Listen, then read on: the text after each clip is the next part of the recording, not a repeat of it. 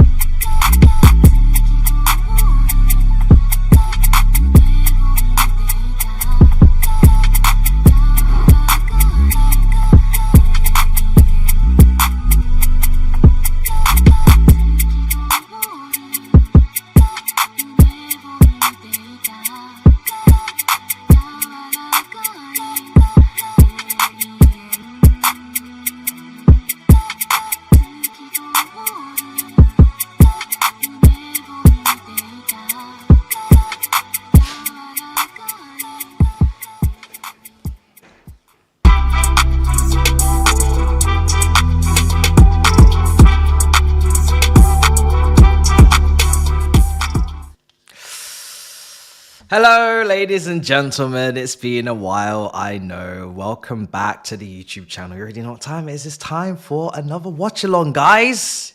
Exciting! We absolutely must today. I mean, I can feel the pressure, and we ain't even anywhere near the game. We're gonna talk about it. There's a lot to talk about. Yes, this game. Yes, the constant links to Garnacho. Yes, I see the comments. Yes, the new signing that will be joining in the summer from Strasbourg. Yes, we're going to discuss it all. Do not fear, do not worry. We will be there, okay? I know I don't do as many watch-alongs as I used to, so when we do them, we do the most. We will be there. 1 hour, an hour and a half before kickoff, not two. That's the rules, that's what we do. But yeah. Where do we start? Jesus Christ. Okay, so... I really, really hope that this Garnacho stuff is not true. That's just the first thing. I really hope. I know Fabrizio's putting it out there.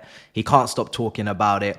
I'm just hoping that it's the agent or his camp trying to push the Napoli move through and they need Chelsea to use as the bargaining tool. Look, Chelsea are interested. You need to give us this certain wage or this certain price tag needs to be met for Man United.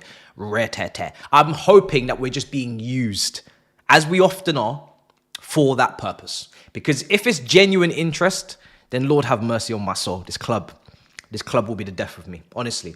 You know, since we sold Hudson-Odoi for 3 million quid to Nottingham Forest, and, you know, at the time he left, I said, you know what?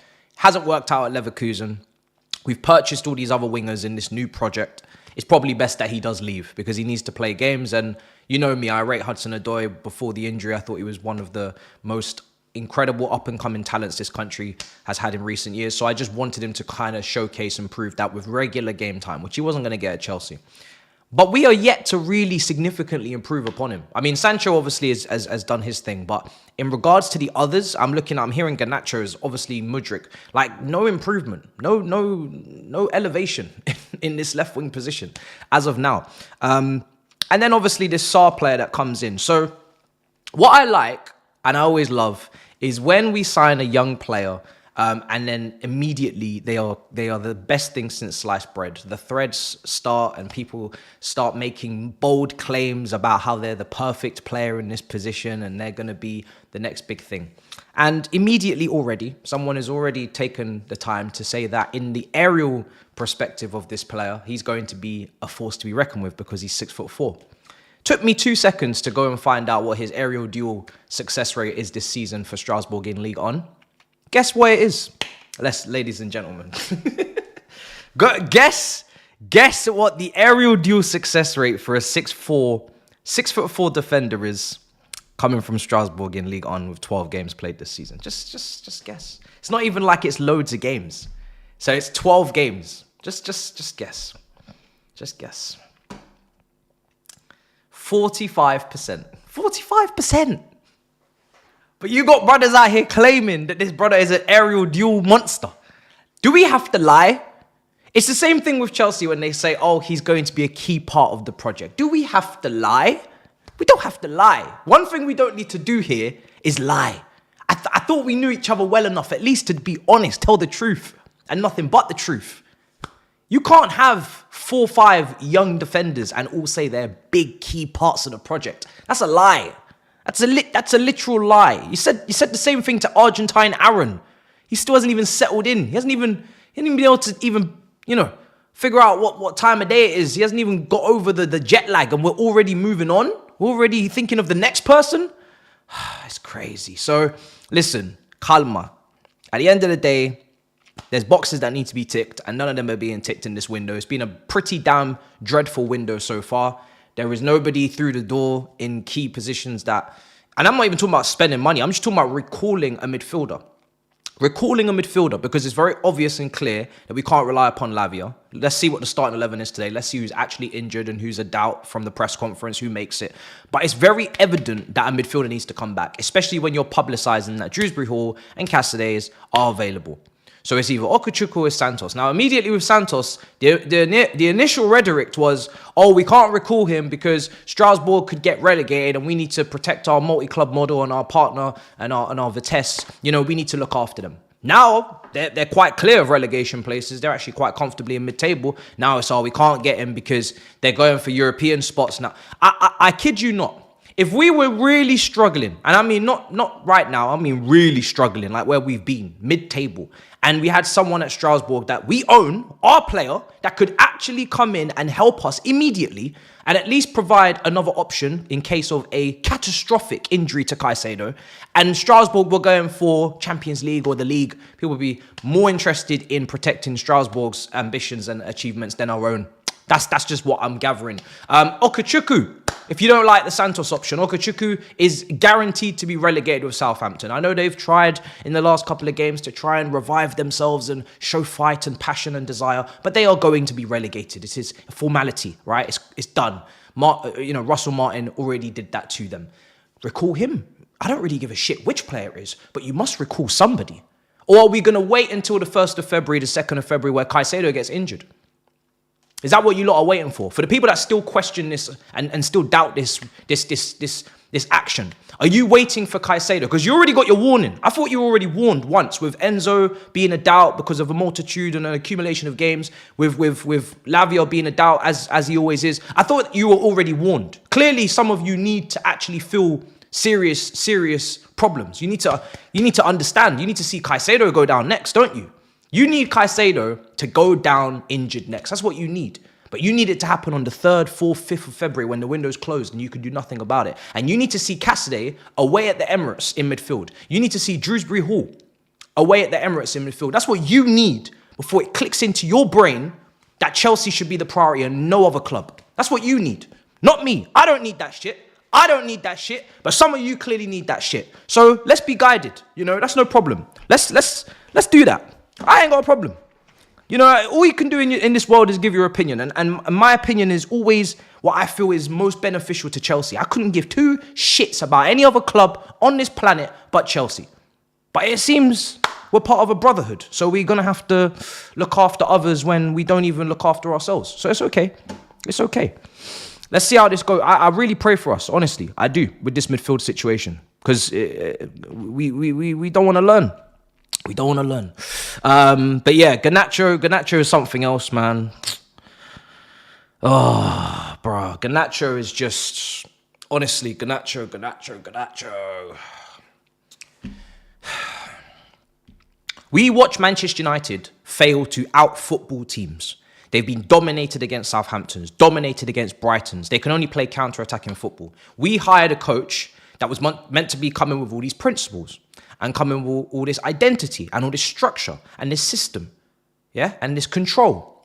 And instead of signing someone like Elise, who's currently putting up 10 GA, 20 GA mid-season, very, very good on the ball, very technically secure, can create chances against the low blocks, can shoot from range, can take free kicks. We are going from that winger profile into the direction of Garnacho. Are you fucking kidding me?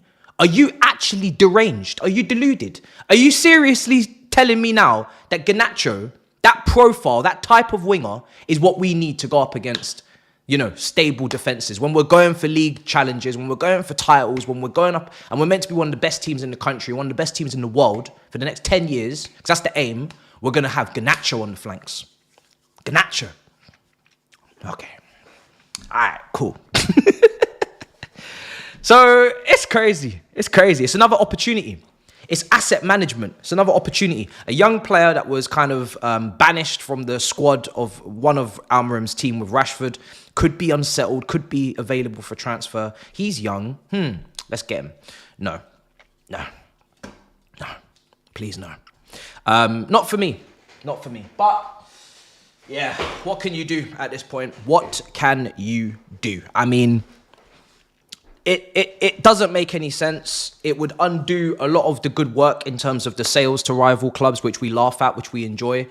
But, Garnacho is not worth the price that Manchester United are looking for. He's worth about 35 million, in my opinion, max, considering Kudus and Cole Palmer weren't far off that price tag. People will talk about the inflated price tags that only really Chelsea and Manchester United are foolish enough at times to get themselves involved in terms of negotiations. They'll pay stupid money for players. That doesn't mean it's the norm. That doesn't mean, oh, because Hairline was that much, or Anthony was that much, or Mudryk was that much, that means Garnacho. No. How about you pull up the examples of good business that we should be striving to do? How about you pull up Kudus? How about you pull up Cole Palmer? How about you pull up good business? Smart, intelligent business. Why don't you reference those guys? Is Garnacho worth more than Cole Palmer? Is Alejandro Garnacho, is he worth more than Cole fucking Palmer? Answer the question, please. I'm ready to fight people today, honestly. I'm in a bad mood. And I hope Chelsea can fix that. I hope Chelsea can turn that around. Some of the shit that I'm reading today is honestly blasphemy. Honestly. Blasphemy. It's blasphemy. It's crazy. It doesn't make any sense. We need to be guided. We need to be better. We really do. I don't want to hear these links. I'm hoping that it's all false and it's all fake. But the fact that even when it is out there, it's considered and people are trying to convince me it's good business. What? It's crazy. It doesn't make any sense. It doesn't make any sense. But good news. Good news. Before we get lineups, I can't wait for the lineups. I pray that the lineup is strong today. We need to win this game badly. I don't know about you guys, but obviously I'd like to win in a way. But honestly, I just need these 3 points. I actually don't even care anymore. I need these 3 points. I'm begging you for these 3 points. I don't really care how they come now. It's the run. The run is getting a little bit long now. It's getting a little bit. You know, if we were to fail to win today, people would start to get very worried, and rightly so, because we know what patch we're in terms of fixtures, and we know what's coming up. We've got City away next. It's going to be very difficult to win that game. We need to win tonight. Like, we need to win tonight. Badly, guys. But anyway, I thought I'd share this with you because you made this happen. So I thought, let me share it with you. If there's anyone who should see it, it's you, right? Wow. That finally arrived in the post. It wasn't easy to get, I'll be honest. YouTube make it very difficult. Even when you've hit the number. And I've had a lot of friends who have not even received this yet and they hit the 100K before me.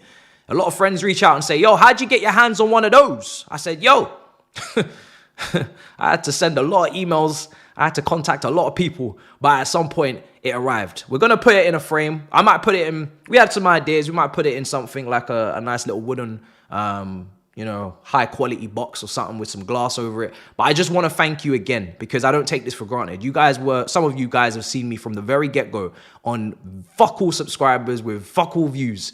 And we were out there on the roundabout, -2 degrees, shivering our tits off and making content. And we're all the way to this point where I can hold this as a 16-year-old boy that wanted this. I can hold it and say I have it. And that is honestly because of you lot. I wanted to be a YouTuber. I didn't fall into this by accident. I wanted to be a YouTuber. I wanted to create content for you guys. I want to entertain. I want to make shit that you're not really expecting all the time.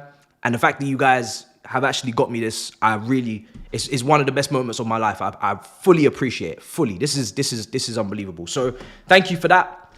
To top off the day, if Chelsea could win, that would be great. I'll be honest. If Chelsea could win, that would be great. That would be beautiful. I don't believe in looking at the table until we play. I know we're 6th, but we haven't played the game. Let the game week finish first. We knew, and we should have known, that this game week we were going to drop. You know, don't expect favors. Don't look to others for help. I would like us to finish top 4 on merit. I would like us to finish top 4 because we earned it, because we deserved it, because we were consistently there. I'm not looking at fixtures over the weekend thinking, damn, I wish they had done this for us. Or we should be more than capable with what we've got to finish in top 4, with what we do outside of this Premier League and Conference League and the opportunity to rest and play at a lower intensity. We should be good enough to do this on our own. We shouldn't need no help, shouldn't need no favors, no nothing. So at the start of the game week, we knew we were going to drop down the table. It shouldn't be a shock. It shouldn't be alarming to anyone. It shouldn't be a surprise. Newcastle, Bournemouth, pick your poison. Which one did you want to win? It doesn't matter, right? One goes level on points, one goes further clear. It doesn't matter. What matters is what we do. If we win our games, we finish top 4. If we play to our potential, we finish top 4. If we utilize our options off the bench, we finish top 4. If we make a couple of movements in the market, which doesn't even include spending money, we finish top 4. It's in our control. No help, no favors. If we can't do it, we don't deserve it. And that's just how I sit. That's how I sit on it. But let's go through some of the comments. I'm going to run a poll. I don't really know what poll to run. Should I really run a poll if we're going to beat Wolves at home? Should I really? I mean, I should. I shouldn't disrespect Wolves. They got Cunha, and that's enough. I think we were battered 4-2 here, not so long ago. Actually, I can't remember if it was last season or the season before. Last season, the season before, but yeah, I remember a hat trick for Cunha and all sorts of madness. So I won't disrespect. I will run the poll just to gauge the confidence levels up in here. We can only pray. We can only pray. I see Tobes was in the chat earlier, but obviously he lost to Everton, so there's no way he's saying anything wild in the chat. No way. He must just be coming in there on a timid thing and just, humble and just very thankful to see another day in the Premier League and not to be in a relegation battle and to keep fighting for those 40 points. There's no way he's coming in with any other energy but that. That's just my assumption. I'm going to scroll up. I'm sure I won't be surprised. I'm sure he's behaving. You know what I mean? 9 injuries. Are you concerned? Is that how many injuries we got? Really? 9? Are you sure? Wow. I mean, I think we need to wait for the lineup because the 4 that Maresca was talking about, Levi Colwill, Lavia, Enzo, and Palmer, obviously if all 4 of them are out, then I'm going to start crying. But they're doubts, and it was Friday, and now it's Monday. It's been a good amount of time to sort yourselves out. I'm hoping at least 2 of the 4 are okay. I wouldn't bet on Lavia at all, but I'll bet on Palmer because he's pretty durable. I'll bet on Colwill and Enzo are in the same pool. They've had injury issues previously in their careers. Let's see how that goes. But yeah, let's pray. Let's hope. So Tobes is laughing about Garnacho. Okay. When you employ Timo Turner, Turbo Werner at your football club, you employ Timo Werner, the man that was struggling against Tamworth.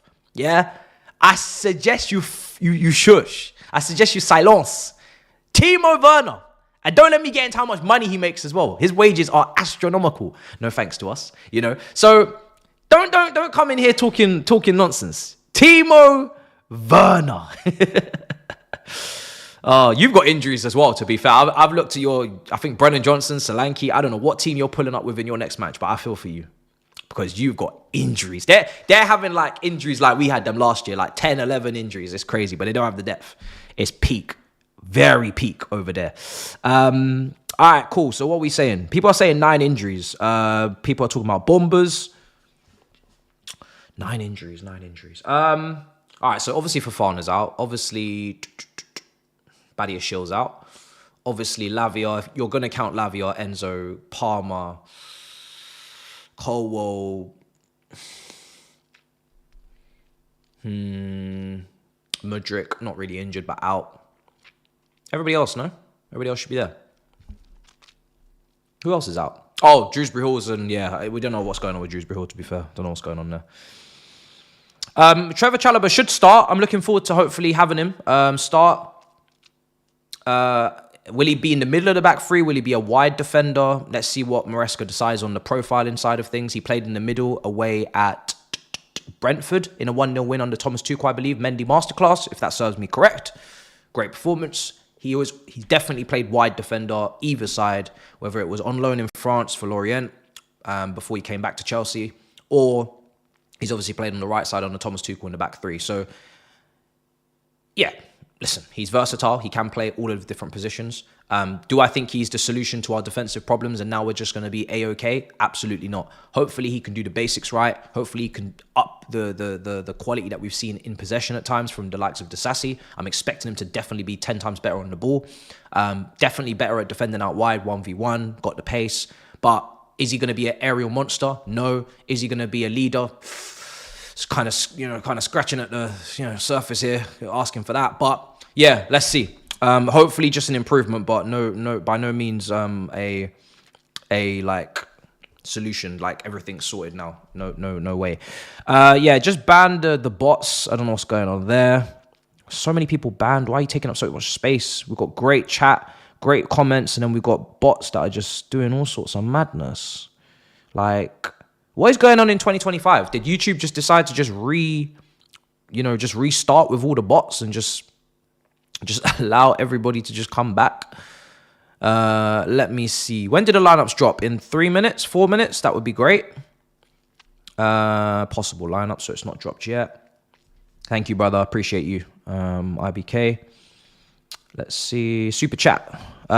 So I spoke about Garnacho. I couldn't be more clear. Do not bring him to my football club. I would rather bring back Hudson-Odoi, who scored again at the weekend. I'd rather bring back Hudson-Odoi than entertain Garnacho. And I don't think that should be a surprise or a shock to you, because I like Hudson-Odoi. But the fact that I'm going back to 2-3 years ago when we got rid of him, and I'm bringing him back because the targets stink that much, tells you what you need to know. Or maybe it's not a real target. That's the hope. But yeah, there's just no way. We're not trying to regress. We're not doing that. That's not happening. What do you think about the new centre-back signing? Yeah, I don't know him particularly well. I just look at his aerial duels, and I just wanted to point out a lie that I saw online, because people said, oh, aerially he's superior. The statistics, you can be tall and not be good aerially. We know this. We employed Tammy Abraham up front. Shocking aerially. So it doesn't matter how tall you are. You need to have still anticipation. You still need to have timing. You need to have leap. You need to have judgment, technique. You can't just be tall and be good aerially. That's not how it works. So yeah, I don't know how good he is, but the cynic in me says this is asset management. This is a player that went to Strasbourg for 10. We signed him for whatever it is, right? A little bit more. And we are just moving assets around potentially for FFP for Strasbourg, or we're bringing him in because we're going to now look to make a profit before the big price jump happens, when it becomes he's now worth 30 or 40 million. I don't know. It's hard to believe. It's like when you've got so many young defenders and they just keep stacking up. Like Argentine Aaron. What about him? I'm looking forward to watching him. Oh no, now I've got him, Saar. Now it's just like, it's too many people. It's too many people. We know what type of centre-back we really need. We know what type of centre-back we actually lack. Is it another young 19-year-old? Probably not, unless he's some sort of generational world-class player. It's difficult to keep seeing all these young defenders coming in, especially when I've seen Washingtons who are just neglected in the under-23s, can't get a loan, don't get shit, don't get no opportunities, don't get any Conference League minutes because they're not registered, don't get minutes off the bench in the Prem, don't fight with Gu, nothing. Why get excited for something that I don't really know the intentions? Like, what's the intentions of signing him? Is it really about improving our defense, or is it about making money, or is it about, what is it about? I don't know what it's about, so I can't get excited about it. I really can't. Let's see. So people are saying check PYS. Why? What has been said? What is happening? I just hope these young players don't have their careers lost. And make sure that whatever they're promised, do a lie detector test. Make sure whatever promises you're being promised about this project, make sure you do a lie detector test, because yeah, it's all mad. Chelsea team bus stuck at hotel. Police have cornered off area. What do you mean stuck at hotel? Can you lot move out the way, man, so we can go and play the match? What do you mean stuck at the hotel, bro? Move. I don't need a delayed kickoff. I swear I do not need a delayed kickoff. It's late enough as it is on a Monday. Please, whatever's happening, please, people, move out the way. So yeah, I mean, I'm sure Saar is a centre-back that could do with another year on loan playing regular first-team football to continue his development. Let's see what happens.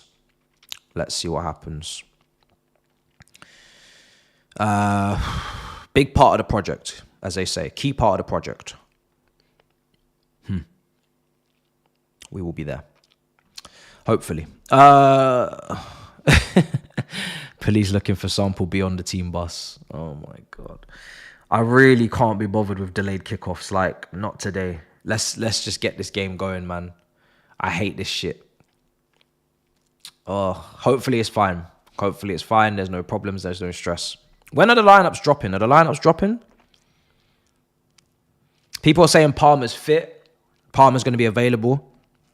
That's a relief.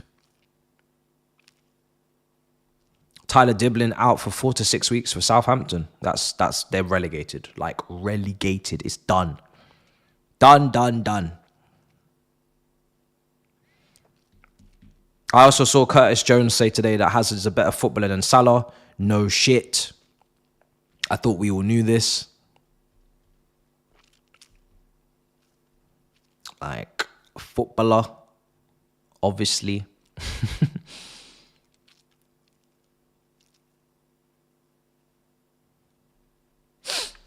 I've had it like it's like us as Chelsea fans pulling up and saying Lampard's better than Iniesta.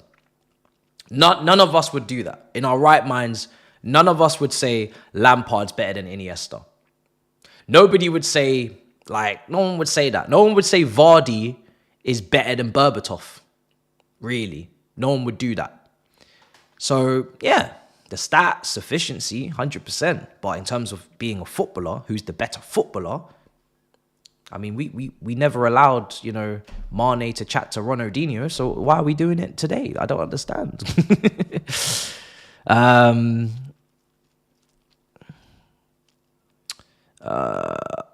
No, I don't think we're getting a 9 in this window.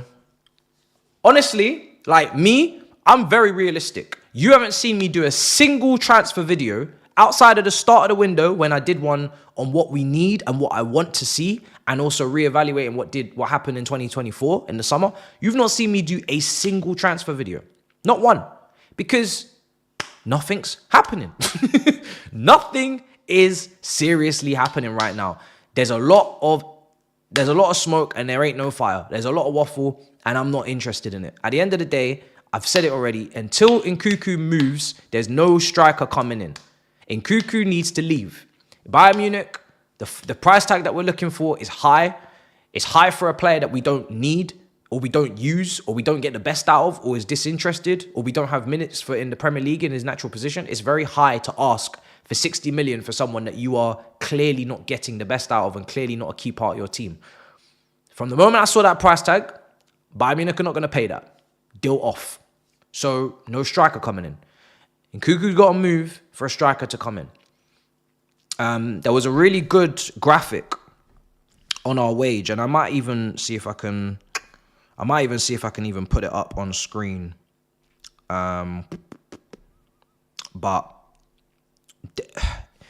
you could even do it yourselves. But there is a graphic there, and I'll try and see if I can put it up on screen. But basically, we have a budget, right? And there's wages that are being paid, and you just need to remember that before you go adding 2-3 players, and this is why I'm just talking about recall the midfielders, because they're already on our books. But when we're talking, and they're really cheap, but when we're talking about buying, you got to remember in the summer, Raheem Sterling is returning. You've got to remember in the summer, Kepa is returning. You've got to remember Chilwell is still here. You need to remember that these wages are still being paid. And the books have to balance. So until I see outgoings, Carney Chukwuemeka doesn't play 100k a week, right? What are we doing there? It's a shame, but James, Fofana, Lavia, what they pick up for how many minutes they play, scary. Very, very scary. Sterling, we know what we pay him at Arsenal, right?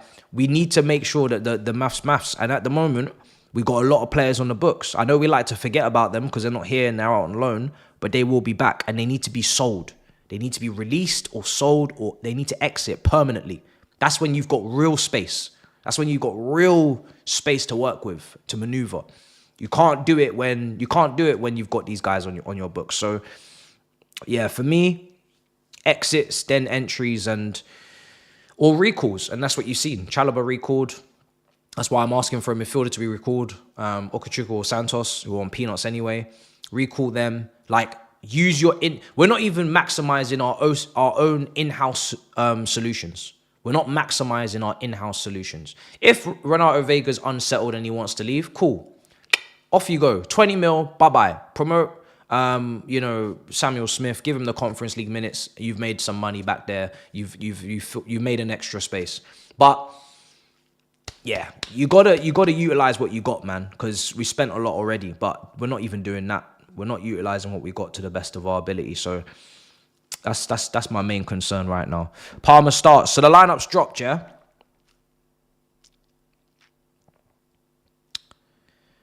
The lineup has dropped. So let's see it. Oh, wait. It's not here, so I'm going to have to go find it. It's going to be up on screen in just a moment. I do think some of those figures in that template were wrong, so it's probably best that I don't even flag it up. There's no way Gu is on 100k a week. There's no way. I don't believe it. That feels very false. Where are you guys getting the lineup? Because I haven't seen it drop on Twitter. It's not out yet, is it? Okay. Did you guys just do that again? Oh, there's no way you're baiting me again. There's no way. There's no way you lot are baiting me into lineups again. No way. There ain't no way.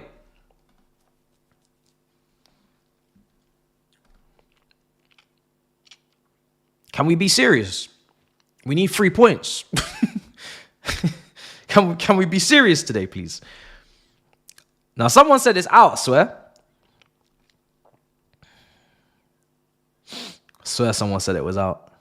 Anyway, it doesn't matter. A lot of thunder, no lightning. Facts. A lot of noise, no visuals. Yeah? A lot of noise, no visuals.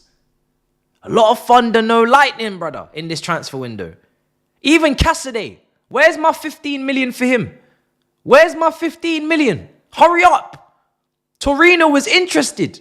Where's my money? It's not even, we ain't even got that done. Shrewsbury Hall. What's happening there? Where's my money? Where is my money? I'm still waiting to be paid, you know? Like, don't play around. De Sassy, Juventus, that got cold real quick, didn't it? Got the manager still talking about, oh, well, you know, they're here, so they're part of the plan. No. How can you be signing all these young defenders, recalling the Argentine Aaron, and De Sassy still part of your plans? Stop lying to me. How can De Sassy be part of your plans when you dropped him for 18-year-old Achampong? Why are you lying to me? I really wish Maresca would just be truthful. Because at the start of the tenure, last summer, when people asked him about Sterling, when people asked him about Ben Chilwell, when people asked him about Carney Chukwuemeka, when people asked him about these players, Trevor Chalobah, he was happy to be crystal clear then. He was happy to be upfront. He was happy to not beat around the bush. Gallagher. But now when we're talking about De Sassy, you wanna talk shit. You wanna skirt around the issue. No, be serious. Say what it is. Why you gotta tiptoe? Why are you tiptoeing around it? Where's the ruthless energy? Why has it gone? I want it back. Bring back the ruthless words that you were speaking in the summer.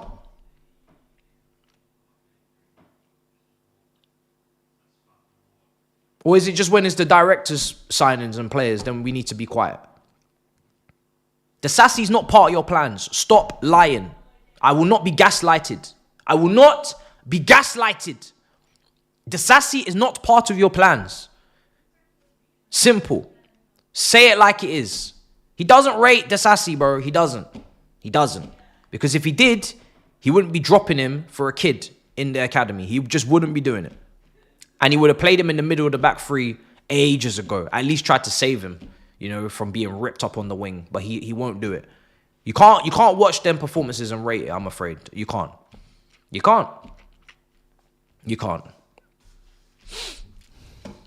I will not be gaslighted, bro. It's impossible. You know, it's not really possible to rate everybody that's signed by the directors before you arrived and not rate everyone that they want to be selling for pure profit. That's not really possible. That's not possible at all. That's not possible. Everybody that's pure profit, you don't rate them. But everybody that was signed, that haven't proven themselves at this level, you rate. How does that make sense? How does that work? That's such a coincidence. It's too big of a coincidence for me, personally. I'm not hearing it. I'm not hearing it personally.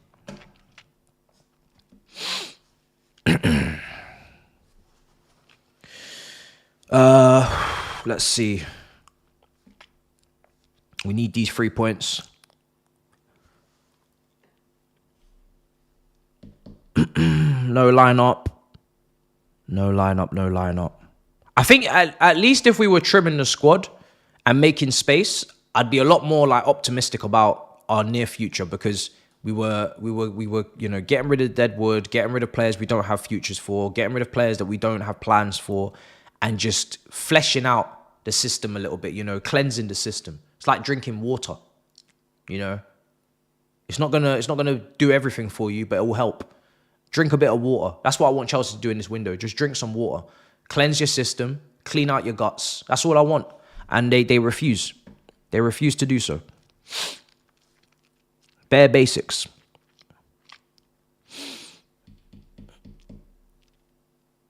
You can't bring back Petrovic when you have Sanchez and Jorgensen on your books, and I wouldn't really see the point. So yeah, there's no Petrovic or any of that.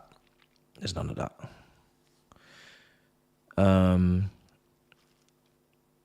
Let's see. When is this lineup dropping? Why is it so late? Is it because of the team bus situation? I just want to see the lineups. Like, what's going on? Everything's delayed today.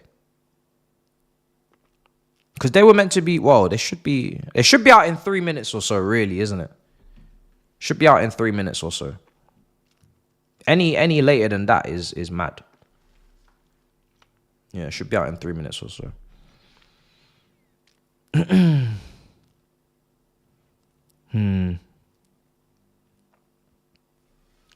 But yeah, I mean, today is a big day for Jackson.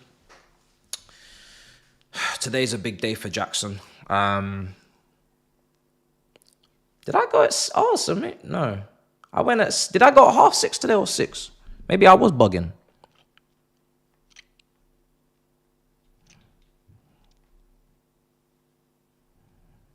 Oh, I really did. My bad. I didn't realize. I thought I had this shit set for 6:30. I swear I did. Oh. Motherfucker. I went at 6. No wonder. You know, I was just too eager. I was just so eager to talk. I thought it was 6:30 when I went. No wonder. Now it's all starting to make sense. I thought I went at 6:30. I'm looking at the time thinking, yo, I've been here for a minute and the lineup saying drop nothing. I did an extra 30 minutes. Really, I just been over here with so much pent up energy because of all the waffle and shit that I've been reading today. I thought I went later than I did. Fair enough. You lot were right. You said we went 2 hours early. I said, what the hell are these guys talking about? You guys were like, oh, he went 2 hours early. I was like, no, I didn't. I just went normal time like I always do. Lies. Damn. All right, well, could have had dinner. Could have ate. Could have had a drink. Do you know what? For all of the times that you guys say, oh, he's late. I said, you know what? Let me just come in half an hour early. Just. So when I was playing the timer, no one not saying nothing. Like, yo. Like, why does brother turn up? Like, actually, to be fair, you probably all did say something. It's just me. Yeah, well, that kind of like rule that cancels out any times I've been like 2-3 minutes late. For the whole season, I've just made up for it, to be honest. I've made up for it. That's crazy. There's me thinking I was the one that was on time and everybody else was moving crazy today. All right, well, we here, innit? Shrewsbury Hall has arrived with the squad. The team news is out. And David Jones, I think, of Sky Sports said that the team's interesting. This means Shrewsbury Hall is starting, isn't it? Oh, no, it's not. How's the team interesting? This ain't interesting. This is the same as we always get. All right, he's waffling. Team ain't interesting. I'll be honest. Team is exactly what you'd expect to see. Team ain't interesting. So we got Sanchez in goal. Gusto at right back. Achampong does start, which is a little bit... I mean, I had him to start in my preview, but it wasn't like a whole... I expect it necessarily because he obviously got hooked. So I was kind of like, oh, that's not good. He kind of hooked him when he needed to make an attacking change and he hooked him. So I was like, maybe that means Tosin's going to start. But no Chalobah. So is he on the bench? I guess we're going to find out. But there's no Chalobah. Neto starts. Neto versus Madueke is just a joke. It's like two homeless people just fighting right now over on that right wing. That's what it is, man. It's two homeless people calling the other one broke. That's what's going on that right wing. Like Madueke and Neto honking. Absolutely honking. Like, and that's just me just trying to raise the standard a little bit higher, because yes, we could say some chances have been created that haven't been put away, but the be all and end all is, where the heck are the goals, man? Where are the golazos, huh? Where are the golazos? Where's the output in terms of scoring? Forget assisting for a second. When are you going to score a goal to help this team? When is Neto going to score his second goal of the season? Like, seriously. Seriously, brother. One goal? And I like Neto, but one goal? It's January, bro. Like, I got to be fair. If like, come on now. One goal is not enough. So, oh, sorry. Oh, what the fuck? I just read out the wrong team. Nah, I'm getting absolutely bamboozled today, bro. SofaScore just had their way with me. SofaScore just had their way with me. Used and abused, bro. I'm out here looking at the team. They're saying these are the confirmed lineups. You absolute liars. Sorry, guys. SofaScore is lying to me. Telling me that's the team. That's not the team, you bunch of pagans. So it's actually Sanchez, James. I'm having a mare today, bro. You see how my head is gone? My head is gone. This is what Garnacho links do. Sorry, David Jones. The team is interesting. Sorry, mate. Team's very interesting. Holy shit. Team's mad. Nah, this Garnacho news has my head hot. This Garnacho news has my head spinning. Oh my God, this team is too interesting. This team is too interesting. Yo, tone it down. This team is a madness. Oh my days. This is the complete opposite of what I just said it was. Oh my God, what is this team? Oh, I'm going to have a heart attack. I'm going to have a heart attack. What the heck is this? What is this? Oh my God. Oh my God, Christ almighty. What is going on here? So many changes. Okay, so we have in the starting 11, Sanchez, James, Tosin, Chalobah, Cucurella, Caicedo, Dewsbury Hall, Madueke, Palmer, Neto, Jackson. Wow. It's only because I went onto the Chelsea page to go and find the bench, because they weren't giving me the bench on the app. And I seen man them that I was typing out in the starting 11 on the bench. I said, yo, you man can't be on this team sheet twice. And then it dawned upon me that I'd been led astray. I'd been run amok. Desassi on the bench, Achampong on the bench, Gusto on the bench. I literally read out the opposite team. Basically, what I read out is exactly what it is not. Exactly what it is not. Felix on the bench, Sancho on the bench, Guy on the bench, and Cucurella on the bench.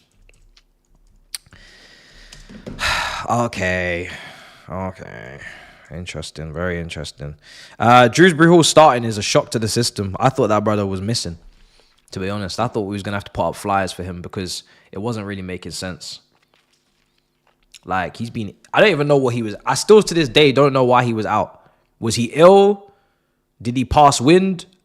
Did he need to be burped? What happened to that guy? Why was he not here this whole time? I don't understand. Because no one said calf injury.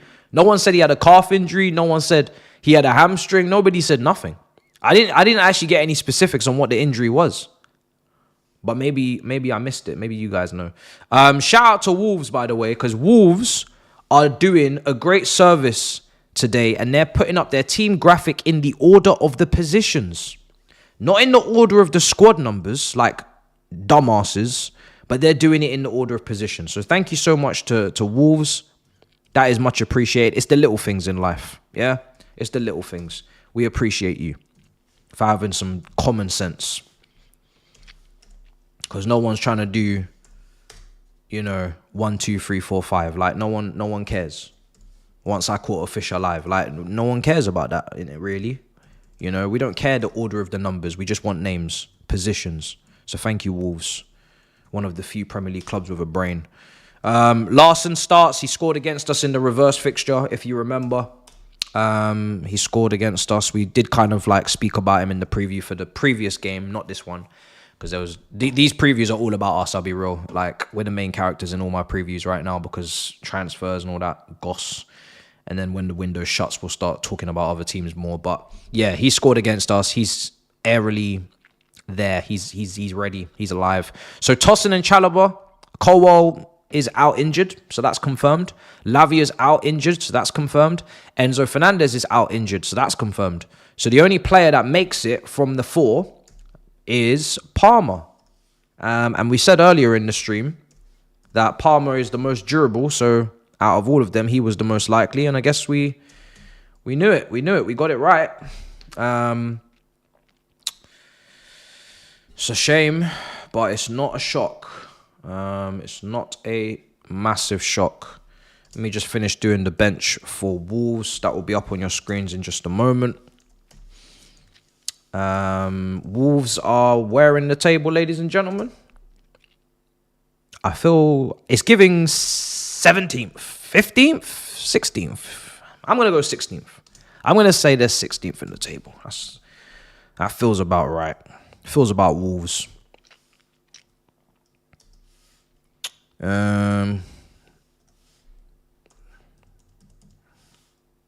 18th? 17th? Oh, that's even worse. Pedro Lima. Remember that guy that we tried to sign, the Brazilian right back? He's on the bench for Wolves as well. Remember that guy? Do you guys remember that guy? Pedro Lima. I think he may have... Did he reject us because he wanted to play games? Now he's on the Wolves bench. It's not a dig, by the way. Just a genuine question.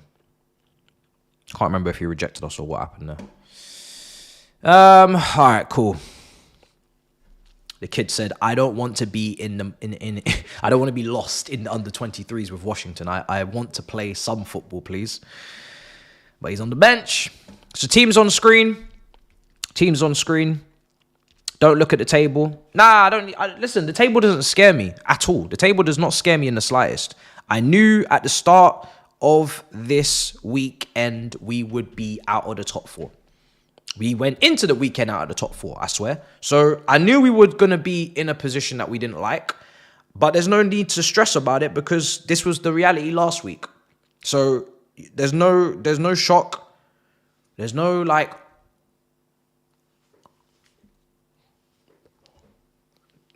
you didn't know. There's no surprises. There's no shocks. There's no gasps.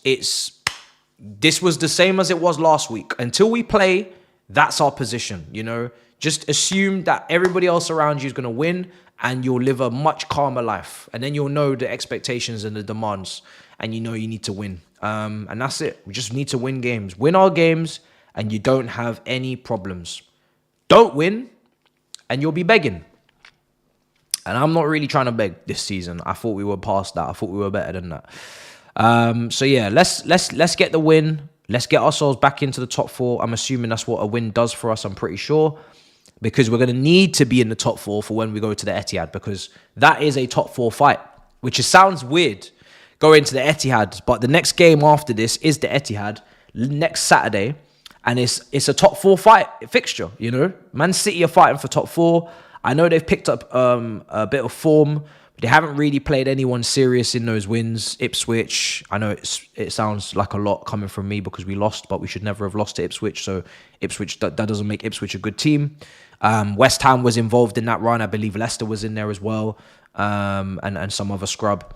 You know, at the end of the day, Man City, when they played against someone half decent, it was Brentford and they dropped points. So Man City are not like back, because them being back is like serious title winning, title contending. They're going for the top 4. They probably will get it. I would be shocked if they didn't. But they are currently 4th. We can go ahead of them. And then, yeah, when we play Saturday, it will be a top 4 fight fixture. And really, considering the form that we're in, I should be saying we need to win that game. But I'll be honest, I think you just need to make sure you don't lose. I think you just need to make sure you don't lose. You know, it's one of those games where you shouldn't really be going to the Etihad demanding a win. It's not really the level that we operate at, unfortunately. But just try not to lose and try to get a result, you know. You get a result, and that can't be called a bad result, in my opinion, if you get a draw. But yeah, to focus on today, no Vega or midfielders on your bench. Yeah, it's been like that for the last couple of weeks, where the midfield has been non-existent on the bench, either because Dewsbury Hall's been out injured. Now today, there's no Enzo or Lavia, so that just means, same thing as previous. Renato Vega, the manager said he didn't hear nothing from him about wanting to leave.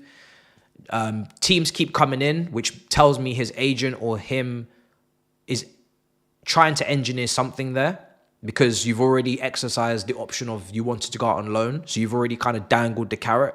So now clubs are like, oh, he wants to go out on loan. Maybe we can tempt him to leave permanently, because you've already tempted them. My stance on it is, if he doesn't want to be here, sell him. He's not special to the level of like, oh, we must keep. It's a backup left back. He wants to be a centre back. We just signed another centre back from Strasbourg. I don't think you're going to get many centre back minutes at this club. Like, the amount of centre backs that we're signing at the age that we're signing them, I don't think you're going to get centre back minutes. So if that's what you really want, and if that's like a ultimatum, then I guess you got to go at some point. But if you're happy to play left back and invert into midfield, then maybe we can keep you. Maybe we can accept.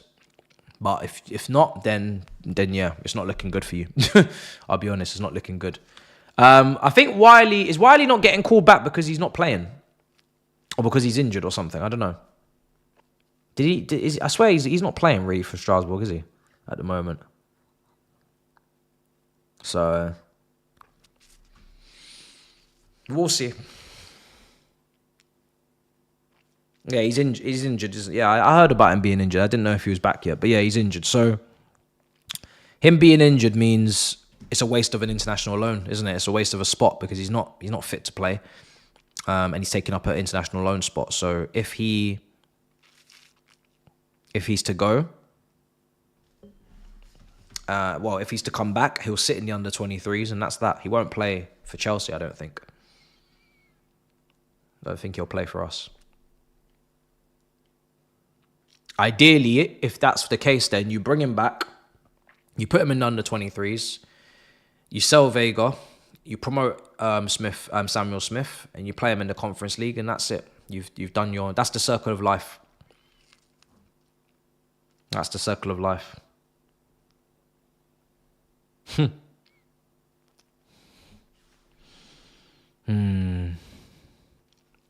But let's see. Cunha. Any update on the bus? Not that I've seen.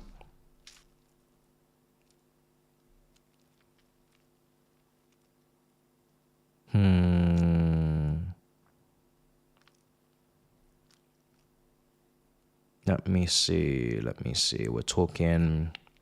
Oh, who's going to give us the update, really? There's quite a few pages. 0 midfielders on the bench. I worry about Dewsbury Hall starting today because... Okay, so tactically, this is what I'm thinking, right? He's in Enzo's position.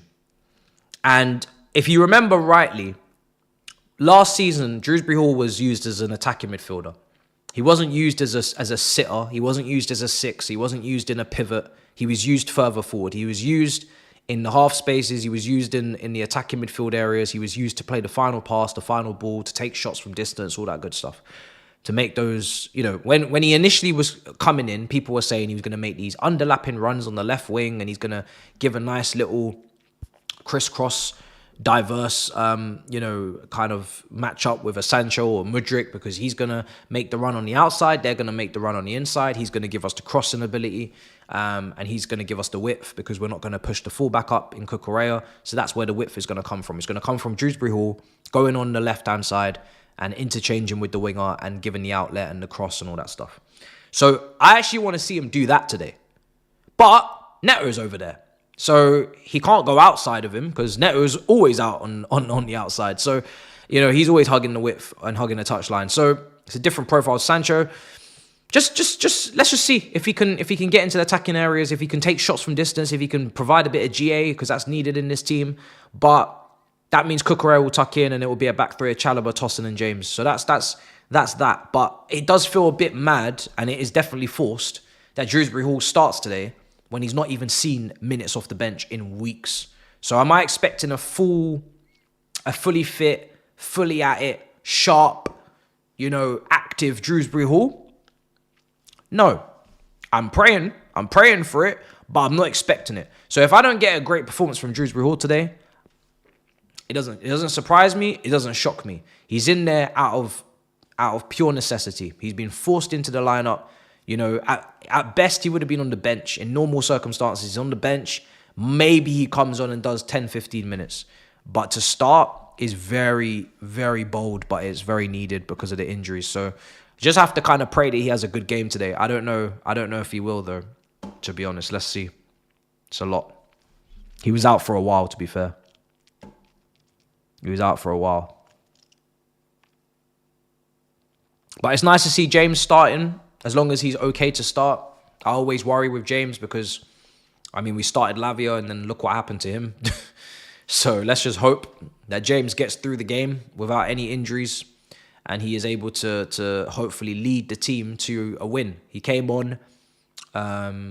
He obviously got his late equalizer in the free kick the other game against Bournemouth. That was a great free kick. It was a wonderful strike. It would have been better if it was a winner. I'm not going to lie. For the limbs, it would have been better for a winner, but it was still good. But yeah, he just needs to be able to stay fit. But Chalobah's brought a lot of versatility to our defence, and you can see that in the lineup, because we wouldn't really put Tosin on the left-hand side of a back three. Disasi's done it one time, but I don't advise it. It was not a great... it wasn't great for our progressive play down that left-hand side when he did it. So Badiashile is injured. So we don't really have, outside of Colwell, we didn't really have anyone else to play that side of the pitch in the back three. So Chalobah coming in is a help in that sense. Like I said, he did it in France. He did it in France a few years ago. Let's see. I wouldn't say that, Sky. I wouldn't say it's definitely Dewsbury Hall's last game. Someone's got to actually come in for him. Nobody has put anything down on the table. If we're loaning him, then, are we going to recall one of our loanees, like I keep saying? So, yeah, I don't know. I wouldn't make that assumption. I'm not very confident that anybody's really moving right now. The manager's not echoing any sort of urgency in terms of moving players out. He's very happy publicly to keep Disasi. He's very happy publicly to say Dewsbury Hall still can stay if he wants to. He's very happy to keep everybody, it seems. So I'm not getting any urgency from the manager. I'm not seeing any urgency in the reports. I'm just seeing a lot of waffle. I wouldn't be surprised if nothing really actually happens. Like, no one significant really comes in. No one significant really leaves. Maybe you might get a Cassidy at best. And that's that. The window shuts. People are saying Felix, selling Felix 6 months after signing him. Whatever, I guess, but it's just a bit stupid, isn't it? Like, if we're gonna do stuff like that, can we at least admit that our plan isn't really as foolproof and as bulletproof as we like to say it is, as we like to brief that it is? Because what you doing signing someone for £42 million and then 6 months later saying we're gonna sell him to AC Milan? Is that not a bit stupid? Is that not a bit ridiculous? Do we expect to function and build any sort of settled, structured team with incomings and outgoings every 6 months? Not even a year. A year is early to let someone out of the club after signing them. 1 year is quite early. 6 months? That's borderline lunacy. So, yeah, as long as we're happy to say we don't have a plan, or I'll take the plan is, it's not really set in stone and it's very fluid and flexible and it's very up in the air. What did Trump say? Because he's just been inaugurated. What did Trump say? I have concepts of a plan. That's what I would like us to say now. I'd like us to say, well, I have concepts of a plan. How are you going to, improve on Obamacare? How are you going to... I have concepts of a plan. I'd like us to at least, as a club, come out and say we've got concepts of a plan. Stop saying that you've got a plan. Stop saying that you've got a project. Say you've got concepts of a project. Say you've got concepts of a plan. If you do that and we're honest, then I'm good. You know, at least now transparency is key in this life. At the bare minimum, can we get some transparency? You know what I mean? Just say you've got concepts. Just say you've got concepts of a plan. That's a great way to put this. Because it doesn't mean that you don't have anything, because you clearly got something, but you ain't got everything. You got concepts. You got concepts. So yeah, that's kind of what that's kind of where I am right now.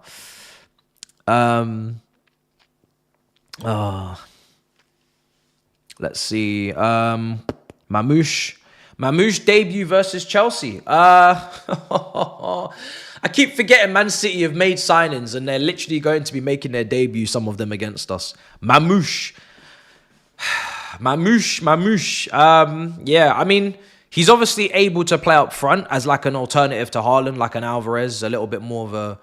Well, actually better than Alvarez in terms of dropping into the pockets. Alvarez wasn't really good at dropping into the pockets. Alvarez was just a really good player to play the ball in behind.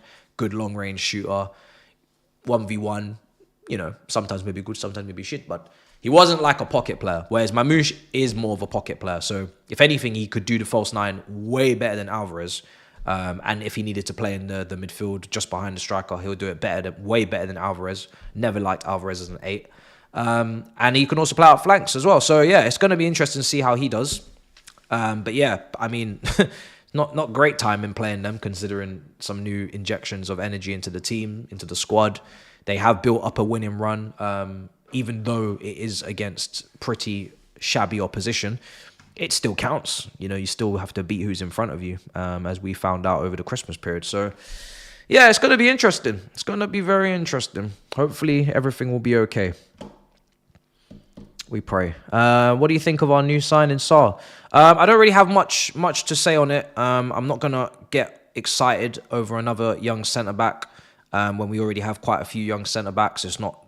I mean, like I said, aerially, not dominant so far this season, so improvements to be made there. 45% aerial dual success rate in League 1 in 12 games. I'm sure he's got some potential and promise, but again, do we need more of that? And more importantly, what are the intentions? Because you can't keep saying every single young defender is a key part of the project. Is this player actually a key part of the project? Do you actually rate him? Or are you just moving money around? Are you just giving Strasbourg a bit of profit on a player they just signed? And then we're looking to make a bit of profit on that player. What are we doing here? What's the intention? Is the intention because he's going to help us? Or is the intention because it's an opportunity? Because it's financial? And because I don't know the intention, why would I bother getting excited? You know, let's just see when he arrives in the summer with the other host of defenders that we have on our roster. Let's see what happens. But yeah, it's a lot. There's a lot of players. There's a lot of defenders.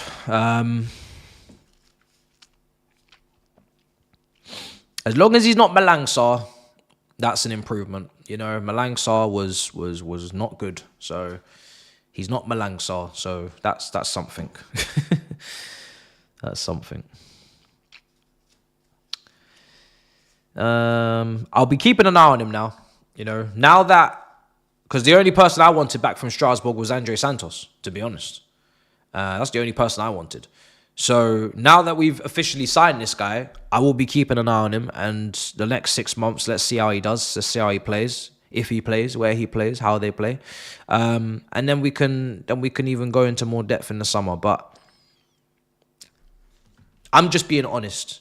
Renato Vega, I thought that was decent business. Profile-wise, not from watching him extensively, but profile-wise, looked like a shrewd bit of business. 6 months later, looks like he's moving.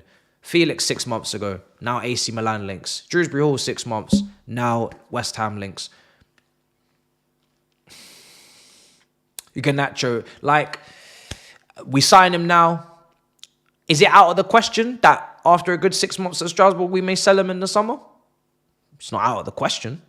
This player may never even kick a ball for us, really. He might be sold so quick. He might actually be sold 6 months after coming in. We might make... now, that would be quite incredibly smart, really, if we actually signed him and we made a profit on what we just signed him for in 6 months in the summer, because someone else looked at him at Strasbourg and said, oh, I need that player badly.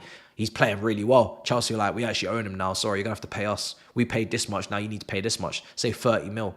I mean, I can't knock it. That's very clever. It's very clever. But I'm more concerned about who's going to play here. Who's going to improve this team? Who's going to make this team win an FA Cup? Who's going to make this team win a Club World Cup? Who's going to make this team win a Premier League? Who's going to make this team better? I don't really care about the numbers up and down, and, you know, I'm not really interested in all that. The asset management, like a consortium would do, you know, asset management. Cool, you're moving assets around, you're managing them, you're making money on some of them. Cool. But I'm not here. That's not why I became a football fan. I didn't become a football fan because I like seeing players move from here to here in short spaces of time and little bits of money go up and down. Like, this is not the stock market. I'm not a trader, yeah? I'm not a stock trader. I just want to watch good football. I want to win trophies. And I want to see our players, you know, that are good, play well and give an opportunity. And I don't really like wasting young players' time. That's why I keep bringing up Washington, because I actually do feel sorry for him, to be honest. He could have had a good career, for all we know. Maybe he still will. But at the moment, he is wasting his time. Exponentially wasting his time. So, yeah. Let's see what happens. I don't know when the next fan call-in show is going to be on the Big Six, to be honest. I have absolutely no idea. Literally no idea why Spurs can chat to anyone. Well, obviously they can't. Like, that goes without saying. They don't do anything, really. It's, you know, they don't really have a purpose. Let's be honest. They don't really accomplish or achieve or threaten to do so or compete. So there is no real point in them. It's just, they're just funny guys. They're just funny guys. We were meant to be chill guys. They're the funny guys. You know, I don't mind them being there on the Big Six, because it allows us to always have someone that is worse off. It allows us to appreciate at least what we have already done in this football world. The Champions Leagues, the Premier Leagues. At least we can say that we did something when you have someone sitting there who has done nothing. So, you know, it humbles us. It's a reason to be thankful. If we even were to never accomplish anything ever again, at least we knew we had good times. Better times than they ever had, I guess. But yeah, they forever have been bad and will continue to be. What can I say? It's the crest on the chest. It's the fabric. It's the badge. It's the name. It's everything. It's deeper than transfers and managers and systems and formations. It's entrenched in the fabric. It's knitted into the shirt. You know, it's the culture. It's the club. It's everything. You can't just change that. So, you know, what can you do? And it's not just me saying that. That's players that either were about to join them and then finally someone else better comes along and says, actually, we'll take you, and then they'll just be out. They'll be off. You know, Willian, Diaz, etc. Players that were about to join them, and then as soon as a big dog comes in, that's when they're like, actually, now that I think about it, I don't really want to play for you. That was a kind of like a lie. I was just playing. I was just messing around. I didn't really want to join you. So, yeah. It is what it is, man. It is what it is. Is Garnacho an opportunity signing? Not if you pay 70 mil or 60 mil, then no, it's not an opportunity signing, because I can guarantee you're not making profit on that. And I can guarantee you he won't be worth that when you actually watch him play in broad daylight with the sun shining in the sky. He will not be worth what you pay if you pay that much. Now, if you get him at 30 mil, you could call it opportunity signing. But why are we signing someone that is not good enough for 30 mil when we could sign someone that's good enough for 60 mil? I would rather make money from winning competitions and winning Premier Leagues, winning Champions Leagues, qualifying for Champions Leagues, dare I say it. I'd rather make money that way. I'd rather make money from having a shirt sponsor on the front. I'd rather make money from Jordan, the deal. That's a year old. So there's many ways in this life to make money. I'd rather make money by winning, by growing the club stature and size, by winning, by achieving. winning the Club World Cup. How much money does that give you? A lot. So, but, you know, Garnacho, yeah, whatever. Whatever, you know. But for me, nah. Not for me. What do you... don't worry about that, honestly. I don't know what's going on with this whole Mudryk sample B thing, but it's very apparent that this result and conclusion should have been... we should have come to the conclusion a while ago. So now I'm just going to simply say it must be a cover-up. There must be some sort of cover-up. There must be some sort of miraculous plan that is being, you know, put together back there, because you cannot tell me that nobody knows sample B results for Mudryk. I don't know. I know the manager's trying to put on a brave face and he's trying to come out in the press conferences and tell everyone, we don't know. Listen, you're not trying. This is not Where's Wally. Yeah, this is not a game. It's not a game show. It's a sample. It's a sample. It's a result. It's a sample B result that we're looking for. We're not looking for anything special. We already got A. Just do it again and give us B. That's it. It's a DNA test. Yeah, that's what it is. Go and take a piss in a test tube and tell us what the results are.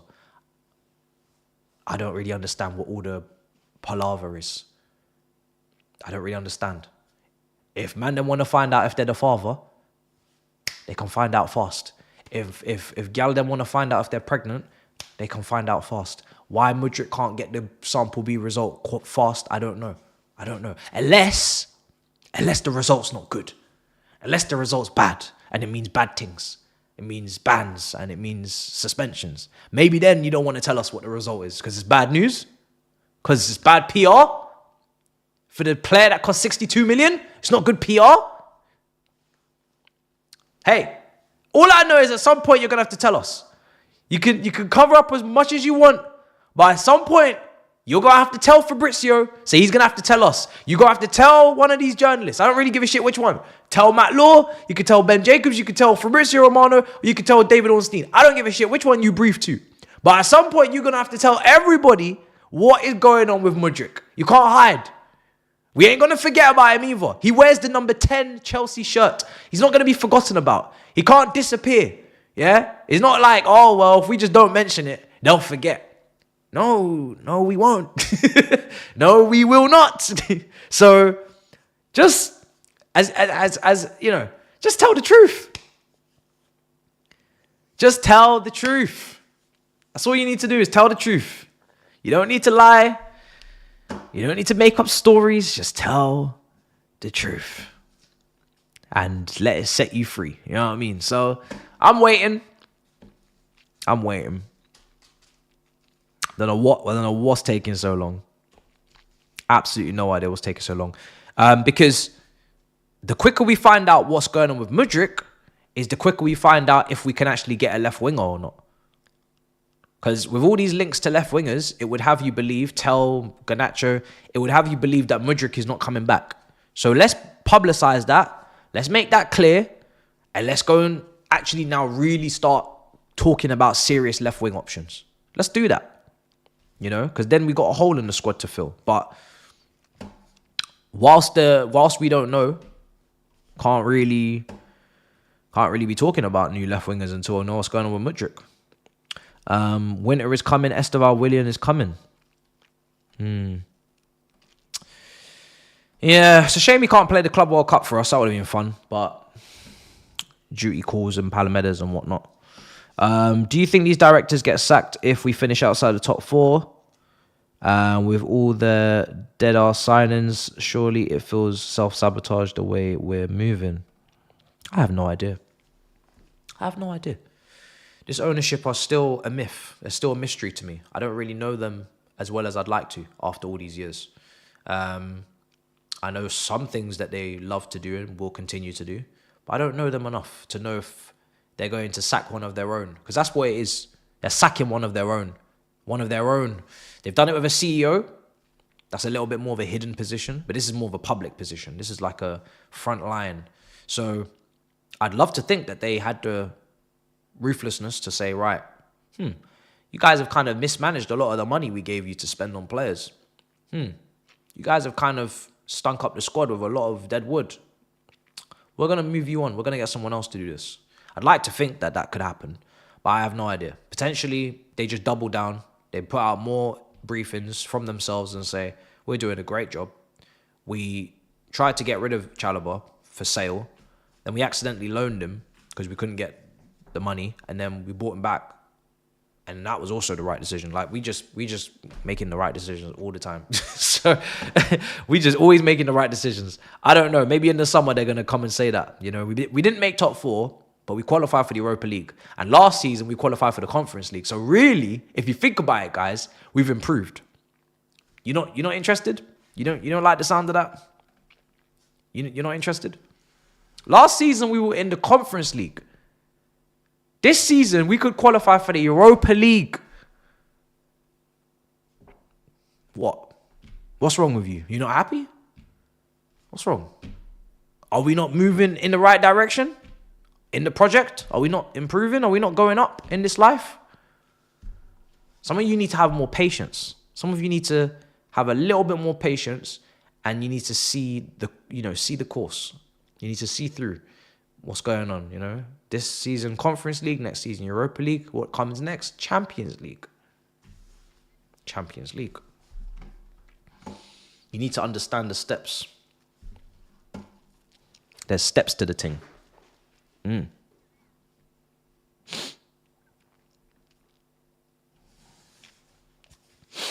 Now, are Newcastle going to potentially qualify for the Champions League 2 times since this ownership took over with only a $250 million spend and lost Anderson and Mentor on PSR? Yes. But it's about our journey. It's not about what's happening over there. Yeah? It's not about what's happening over there. It's about what's happening over here. What's in here? I'm pointing to my heart, by the way. What's happening in here? Don't worry about what's happening out there. What's happening here? Yeah? So just relax. Don't worry about it. You know what I mean? Don't worry about it. What's going on? Free Chukwuemeka, free Felix, free Dacho, free Okechukwu. Dacho Fofana, I don't really care anymore, I'll be honest. Again, I just need I need a senior striker that can take the load off Jackson. I'm not looking at Dacho Fofana and thinking, yeah, you're ready to be dependent on either. Even though he did show some promise when he was here, little cameo minutes under Graham Potter, it's another young player that really should be playing week in, week out, somewhere else, developing, not ready for the mighty Chelsea. So not really interested, to be honest. And then Chukwuemeka is a lost cause. It's not going to happen, so you can give up there. Felix, that's down to the manager. And Okechukwu, that's down to the directors. So let's see if they want to recall. I'm low-key happy with what's happening because I want the guys upstairs to be exposed and for the people to wake up people to wake up to the malpractice they've committed. Let's see. Will Kendry Pires play in the Club World Cup? I'm not sure. I'm not sure, actually. It's a great question. I'm actually not sure. I'm not sure. I must find that out. I mean, with him, he plays in the 10. And we have a lot of 10s.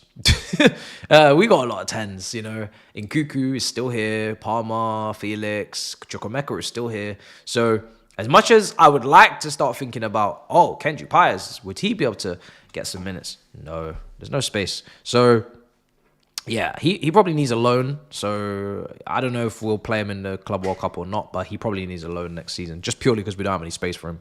And he might not be ready, but I don't know. So let's see. But yeah, on to today. Today, let's check the poll, actually, whilst we are here. Let's see. Hold on a second. There we go. Chelsea wins 74%, 13% for Wolves, and a draw at 14%. Those are strong numbers. And to be fair, the numbers have been strong throughout this bad run. So credit to you for keeping that optimism and confidence. You know, your chin's up. I see you with the polls. Your chin is still up, regardless. And it should be for today. I think Wolves at home, if we can't expect or demand or be confident of winning a game at home to Wolves, who at the moment sit 17th in the Premier League table, have conceded 48 goals this season. Sorry, conceded 31 goals this season, but have a minus 17 goal difference. Actually, wait, no, I was right. They have conceded 48 goals. They've scored 31, minus 17 goal difference. That was it. Currently level on points with Ipswich, very much in a relegation fight. And to be honest, Everton, after that win against Tottenham, have put up a 4-point gap, even though they are on the same games played. And they obviously have Liverpool as their game in hand at Goodison. So, yeah, there's a bit of a gap. There's a bit of a gap between the bottom four and the rest. And Everton under David Moyes, you never know. They've got Leicester at home in a couple of weeks on the 1st of Feb, Brighton away next weekend on the Saturday. They could pick up a win there out of the next two. You know, not many teams win any games down at the bottom of the table. That's why they're there. Could be a pretty sizable gap between Wolves and Everton pretty quickly. And then next thing you know, it is pretty much a 4-horse race for relegation. So Wolves will come here knowing that they need a result. You know, this isn't a free hit for them. They don't get free hits. When you're at that part of the table, you don't get to pick and choose which game is a free hit because they've just come off a Newcastle away. They've got us today. They've got Arsenal at home on Saturday. They got Aston Villa at home the week after. Liverpool away the week after that. Bournemouth away the week after that. Wolves, it's looking peak. Like, listen, Wolves are not coming here today thinking, oh, yeah, well, you know, lads, give it your best shot and it will be all right if we don't pick up anything we were never expected to. That fixture list that they got coming up in February is nasty. Back end of January and February is peak. Like, what? Liverpool bought, bruh. Yeah. So, and they're away at Liverpool and Bournemouth back to back. Yeah, trust me. So they're gonna come here fighting. Because survival is on the edge. They're on the edge of it. I don't think Cunha's even signed a new contract yet. The Cunha contract was meant to be signed, and now that there's some doubt or it's not really quite done yet. So I'm sure there will be a release clause even if it does get signed for potential relegation release clause. But yeah, it's Wolves. My point is Wolves are not coming here on some Mickey Mouse thing. They're coming here to fight, and we have the opportunity to make them look as bad as they are and beat them if we show our quality. But if we think for 1 second we can come here today and play about, we're gonna find out because there is some quality in that team. Out Nori on the left wing back position is a very good player. I'm sure he'll leave if and when the relegation does potentially happen. Cunha is obvious. That left hand side today, James and Madueke. I'm going to need some top tier shit from you guys, man. That Out Nori and Cunha on that left wing is going to be the big problem. And obviously Larson in the air. That's down to Tosin and Chalobah. So yeah, it's a big one on that left hand side. The left hand side is very important today. It's make or break. Left hand side, make or break. Whilst I say that about Out Nori, he can be attacked. He can be exposed if Madueke is on his very best behavior 1v1, you know, skin him, get him booked early, put him in a blender. That would be nice. People are saying this as a draw written all over it. I was confident of winning until I saw Dewsbury Hall in the lineup. I'm a bit worried about Cunha. Dewsbury Hall. Yeah, I'm just a bit concerned that he hasn't played any football in quite a few weeks, maybe even more than a month. So I don't really know what level of intensity he's really going to be able to bring to this game, or whether or not he's even match sharp or match fit. But he has to play because we have no other midfielders. So he's there. He is there. Now, in my preview, I had Renato Vega in the midfield instead of him because at least Renato Vega's played some minutes in the last couple of weeks. It might not be as many minutes as he would have wanted, but he's at least been in and around the squad and in and around the team. So I could say, okay, you go into midfield. You're a bit more match sharp. You're a bit more match fit. But his head is obviously on Pluto. and Dewsbury Hall can be on the bench, and then we'll do it like that. But we've done this, so yeah. And then also you have to factor in as well that obviously Enzo Fernandez has been a big part of our chance creation since he improved his performances from the time he was relegated into the B team for the Conference League for a very short amount of time, but was relegated to the B team in the period of big matches that we played against Liverpool, Arsenal, Man United. Lavia and Caicedo was the midfield. Since that period, he's upped his performances. I think he's been brilliant, and he's been one of our big chances, big chance creators. So up against what is seemingly going to be a low block today, which is probably going to be a 5-3-2, if I believe that Larson and Cunha are going to lead the charge, maybe even a 5-4-1. We're going to need somebody to unlock the Wolves' defence. And there's no Sancho, who usually notoriously would be one of the guys you look to against low blocks. Neto obviously is going to kick and run, cross, but aerially there's not much there in the team. There's nothing in open play aerially at all. It's probably one of the worst teams in the country. Well, in the Premier League aerially in open play is Chelsea. I can't really think of many teams worse than us aerially in open play. You put that ball into the box, very unlikely a Chelsea player is going to head it in. So even like at this point, a Mateta or a Chris Wood, like I'm not saying bring these guys to Chelsea, but like this, we don't have anybody in the air that is a threat. Not one. It's crazy. So it's mad. So yeah, and then obviously Madueke and his 1v1 ability to go past players and do cutbacks is what we're going to need. So yeah, let's see. Let's see if Dewsbury Hall can help us against low blocks. Let's see. No, I think. Listen, I don't really care too much about Man United. I didn't make any reviews on anybody over the weekend. I was trying to focus on us. I was tempted because obviously, as you saw, things imploded. It was fantastic. Arsenal and the whole Liverpool that day.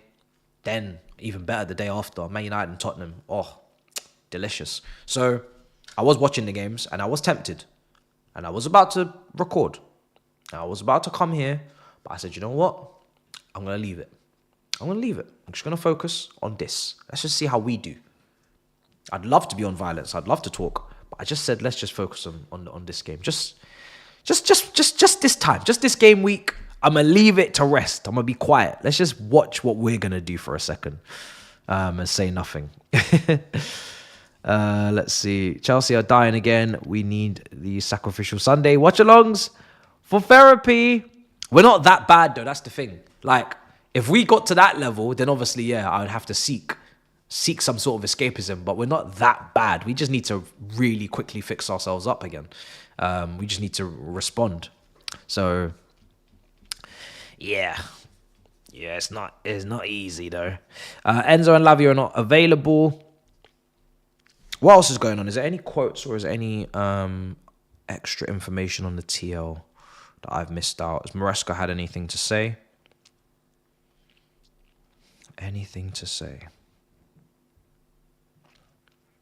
Juventus have held meetings today to negotiate for Renato Vega and is pushing to overtake Borussia Dortmund.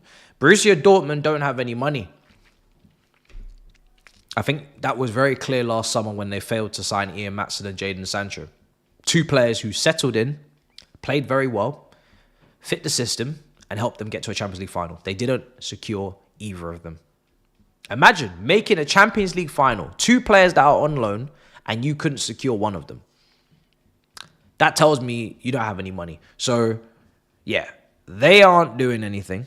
Now, they did just sell Malin. I hear you. It's a good point to Aston Villa. But, yeah, I don't think they're just going to just pop out the money and just, show us the money. They're very stingy. So, Juventus, let's see what you can do.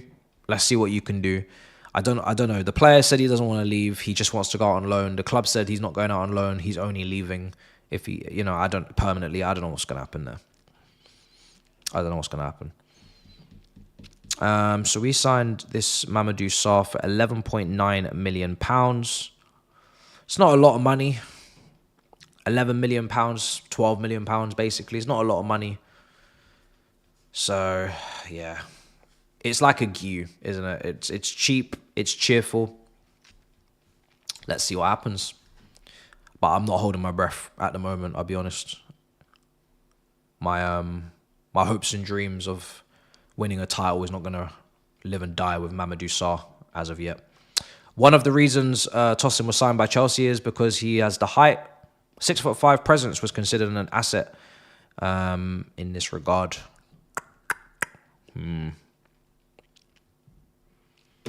Let's see how he does today, because his height today against Larson is going to be very, very important. You know, you're coming up against... How tall is Larson? 6'4", I think.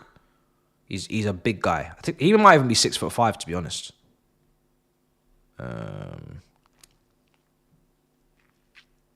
I did see the whole KG versus Saeed thing. Someone asked me that earlier. I did see that, yeah. I didn't get to watch the whole thing because KG's stream was like an hour. So I didn't watch the whole thing, but I did see the back and forth. I mean, I don't know what's going on. But I'm going to find out on the Big Six because I'm going to ask. KG's been on the Big Six so many times anyway, so I'm going to ask what's going on. I haven't seen either of them in person. It's all fun and games. 6'4". 6'4". That's how tall he is. So Larson 6'4", Tosin 6'5". Let the best man win. Let the best man win. Let's see. Should be fun. Wait, are they? No way. Oh. Speaking of the Devils and they shall appear. Well, they're just streaming together now anyway. So there you go. Forgot about that. Red carpet. Yeah, they're just streaming now anyway. So I'll just go and check that out. They definitely addressed it on that. At the start, I'm sure. Battle of the Giants. Who is what? Did I do something? Oh, sorry. I didn't realize I spelled in Cuckoo wrong. I was rushing. Let me just retype that out. Man said, who is un? My bad. All right, that should be changed on screen. There we go. Oh, nothing proper, nothing mad. I just seen Saeed and Troops did a video like saying KG's a fraud because of footballing opinions and flip-flopping and all that. And then KG just said, all right, I'm gonna bite back with the soundboard and cook everybody. And that's what he did, so. Oh, dear. That's what he did.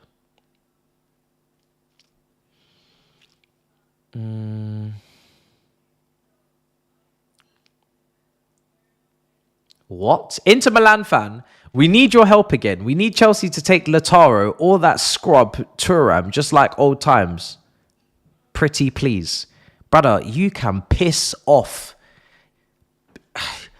I will never forgive Inter Milan.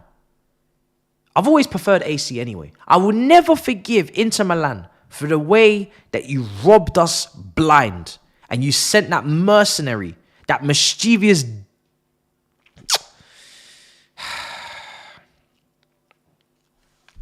Yeah, nah, we can never be friends. We can never be friends. I'm sorry. Never be friends. And I like Milan. At one point I need to visit Milan. I like Milan. Milan and Rome, I'll do it in the same trip. But I'm siding with AC. AC, we got a great relationship. Tomori, Giroud, Loftus-Cheek. They had Ronaldinho, Gattuso, Kaká, Beckham, Maldini, Nesta, Dida. I think even Zambrotta, Seedorf, Inzaghi, etc., etc. R9, even though what version of him was that? Yeah, Inter Milan had a better version of R9. You get my point. Pato, Balotelli, yeah. You lot, screw you. Even Tammy Abraham, yeah, is there now as well, yeah. Screw you, man. Screw you, Inter Milan. I'm sorry. Well, what's Serie A looking like? Pulisic, bro. We done bare business with with AC Milan. Sorry, bare business. Pulisic as well. Tammy Abraham's there on loan, I think. Bare business. What's going on in Serie A? Oh, you second. Well, AC Milan are absolutely honking in eighth. Serie A is so competitive, man. Napoli, Inter, Atalanta, Lazio, Juventus, Fiorentina, Bologna, Milan, Roma, Udinese, Torino. Bruh, this league is competitive. And there's a few giants that I'm not seeing in Serie A, which means they're definitely in B. I'm about to see some giants in City B. Because there's some clubs missing. For sure. Sassuolo. Bro, Sassuolo. What are you doing in Serie B, bro? These man had Boga and all that. What's going on with them? Yo. Sampdoria? Yeah, that's the one. That's the one. What are you lot doing there? Jesus. Damn. Damn. Okay. Palmero. Jesus. McTominay. He's at Napoli, yeah. Yeah. The pink kit crew, I call them. They're in City B as well. Mad. But yeah. Inter Milan, I'm sorry, we can never forgive. We can never forgive or forget. Sky Sports have just shown that Chelsea have the second best attack in the league based off stats, only behind Liverpool. Yeah, I'm sure. Obviously, Monday Night Football is on. I'm not currently watching it, but yeah, I'm sure they are putting that up because what have we scored? The fourth most amount of goals behind Man City, Arsenal, and Liverpool. Okay. Have we created the most chances? I'm just trying to figure out what kind of stats they could possibly be. It's not goals. Chances created. Teams. I need teams, not players. Teams. We created the most chances, potentially. It wouldn't surprise me. Nope. Okay, we're fourth on that as well. XG. Is there an XG table? Premier League. What are we seconding? I'm still trying to find what we're seconding. I don't doubt them. I'm sure they gave great stats. What are we seconding? Oh, we're third behind City and Liverpool for the XG per 90. XG difference. Okay, hold on. XG, yeah. Going forward, we're third. Yeah, okay. All right, goals for. Oh, we're not even third for goals for yet. We're fourth. Okay. All right. What else? What stats were you looking at in the attack? I can't even find anything we're second for right now. To be honest.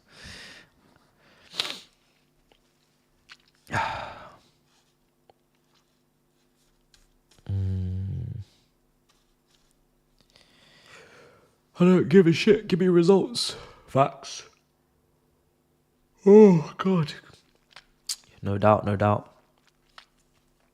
Yeah, let me know what, Ibrahim, let me know what stats they were. I'm quite intrigued. I've gone through the basics at the moment. I'm not getting nothing. Whew. All right, we're not far from kickoff, guys. 15 minutes. I'm not gonna lie. That extra half an hour, damn, I should have got a Red Bull. I didn't realize I was doing a madness today. I wonder if I can get some supplies. Oh. But yeah, just needs to be a win, man. That's all this is today. I know a lot of you are nervous. I know a lot of you are. I don't think we're even nervous. I think we're just a bit stressed. I think we're just a bit stressed, and we're very aware that we can't afford to take the piss any longer than we have. Like, we have taken the piss. We have taken more than you can believe. We've taken the piss. Now it's time to be taken seriously. You see what I did there? it's now time to be taken seriously. So let's see.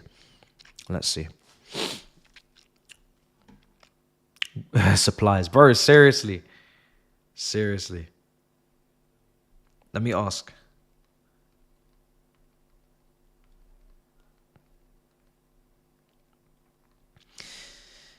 Let's see.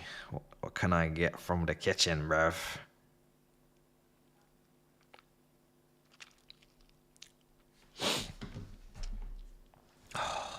Actually, funny enough, I was always gonna do the watch along because I committed to it. But as soon as I started the watch along, and I mean as soon as I pressed the button for the countdown, I checked my WhatsApp. Jason Cundy's like, was obviously in the group. He's like, oh, I got a spare ticket. I'm like, hi, Jesus. I was like, you know what? Maybe it's the watch alongs. Am I the bad luck? Maybe I need to go to the game this time and just see if we can get a W that way. But then I remember I got big six afterwards as well, so that would have not even worked. But yeah, at this point, people are saying, oh, take the earring out, go to the game, do this. I'll try anything at this point, bro. I'll try anything. What's it going to take to get these 3 points, man? This is why I cherished them so much earlier on in the season. I did never take them for granted. I was always thankful. I had paragraphs on Twitter about how happy and thankful I was for these 3 points. You can never take it for granted in this Premier League. Never. Let's see. Yeah, Don's there. Don said if these man disrespect us one more time, they're not gonna see much more of my bread. Which is fair. It would be a little bit disrespectful tonight to do anything other than win. Yeah, big sixes tonight, yeah. People are saying hold that. Nonny hat trick. Yeah, Nonny. Nonny.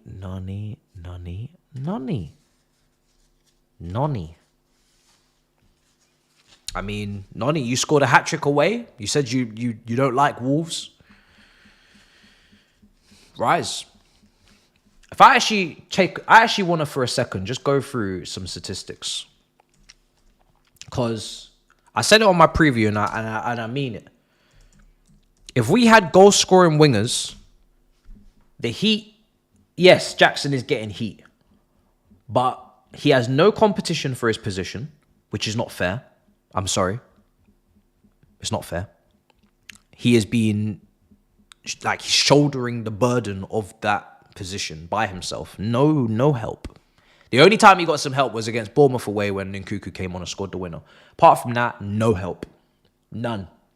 And then he doesn't even have goal-scoring wingers to say, okay, you guys, I will facilitate, I'll drop, I'll hold the ball up, I'll carry, I'll dribble, and you put the ball in the back of the net.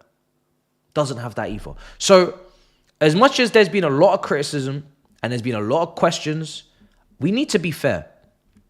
We do need to be fair. Even in seasons where top strikers at this club, and I'm not going to name the names, but we've had top strikers, big money, number 9s, with big reputations, we've always had competition, even for them. Even when Fernando Torres is misfiring, he's got someone else. Even when Drogba's misfiring, he's got someone else. So, at this football club, to not have any other alternative for a young striker who's developing, and we all knew that coming into the season, we didn't think he was Diego Costa. We didn't think he was prime Didier Drogba. We didn't think he was, you know.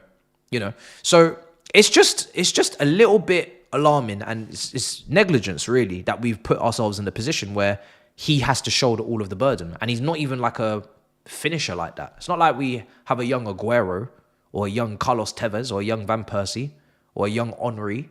It's not like that. So I just think he's. Someone said it before. They said he's been set up to fail, and I think that's not far from the truth. I don't think it's far from the truth. I'll be honest. It's not. He's not got any help in terms of in front of goal. It's quite sad. Apart from Palmer, Palmer's obviously got it. Palmer's obviously trying to do what he can do, but you need more, man. You need more. You definitely need more.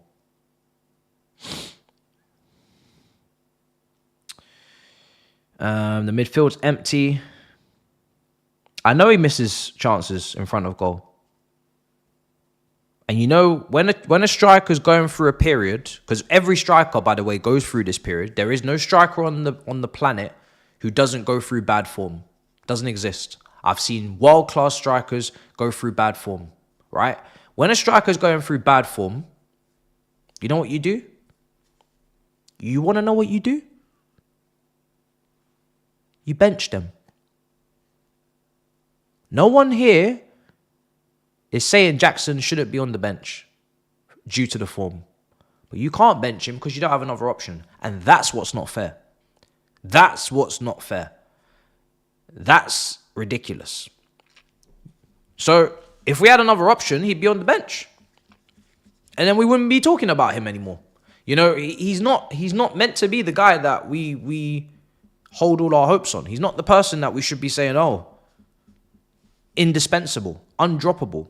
He's not that guy. Should be on the bench. Should be on the bench.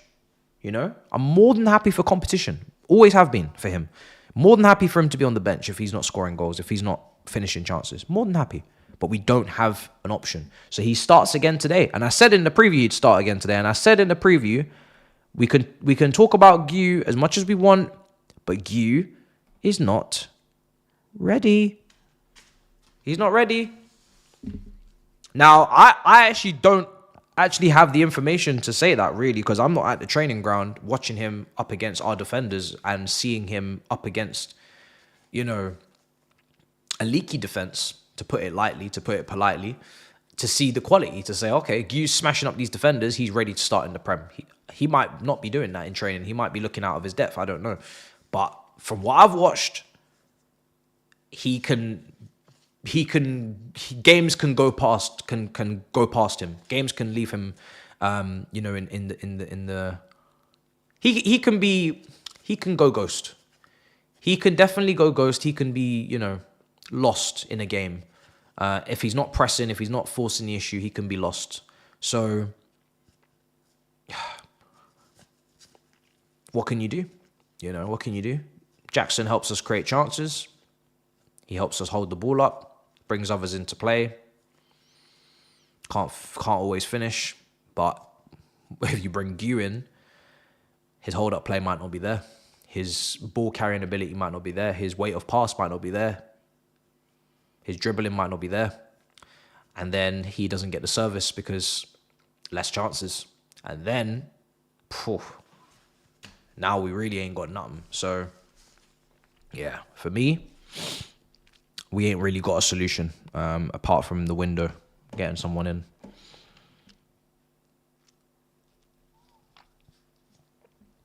I test merchant. You don't need to come to me and tell me. I need to call it as it is, because when Pochettino was sacked, I said these directors should go with him. Did I not say that? You can go and check. In fact, I actually made it a point in all of the times that I said Pochettino needs to go. I made it a point to say that these directors must go with him. There wasn't a single instance where I sat here and said Pochettino is the only problem at this football club. I said many times, I'm happy to accept on Pochettino that I was wrong, but these directors should go with him. I said that many times. In tweets, in videos, in titles of videos that you can go and search. I made it very clear to stick the responsibility on both parties. For the people that told you that it was just the manager, and it was nothing to do with the directors because they had done incredible elite level recruitment, there was nothing wrong with them, talk to them. Go and chat to them. I have been talking about these directors for probably one of the first people to talk about them, because most people don't want to talk about them. Most people are either scared to or don't want to talk about them. I have spoken about them from day dot, really. From the moment that I could see that the money spent versus the quality in the squad was not matching and was not mathing, and there was too many stupid deals, I was saying it as it was in terms of the directors. I'm a lot more sympathetic to the managers, if anything. I'm very sympathetic to, even though Maresca's been poor recently, it hasn't even crossed my mind that Maresca's not here next season. I want to see Maresca here next season. I'm here for it. Hasn't even crossed my mind about Maresca. Now, obviously, if we absolutely implode and we finish like 10th, obviously then I'll have to you know, rechange that stance. I have to look at that stance, because he probably has made a big error. There's probably been a blunder. But nah, not for me, man. Not for me. I think the manager. Let's see how he is. You know, he's young. We don't know everything about him. I still want to see, if given certain tools, how he uses them. If given certain profiles and certain options in areas where we lack, physical options as well, which we lack, aerial options on set pieces, which we lack. How many more points could we have if we could score from corners, let alone all the other stuff that we need to improve? But if we could actually score a goal from a corner, how many more points could we have? You know how many games go by where we don't take our chances in open play and we don't play our most incredible football? But if you just score from one corner, nobody talks about that game ever again. If Chelsea was just to score from one corner, one set piece situation in a game, and just get that second goal from a corner, we move into the sunset. We win the game. No one's talking about Jackson. No one's talking about so many things. But we don't have enough variety in the way we score. That's my biggest problem. We don't have enough of a variety in the way we score. So yeah, let's improve that. Let's fix that.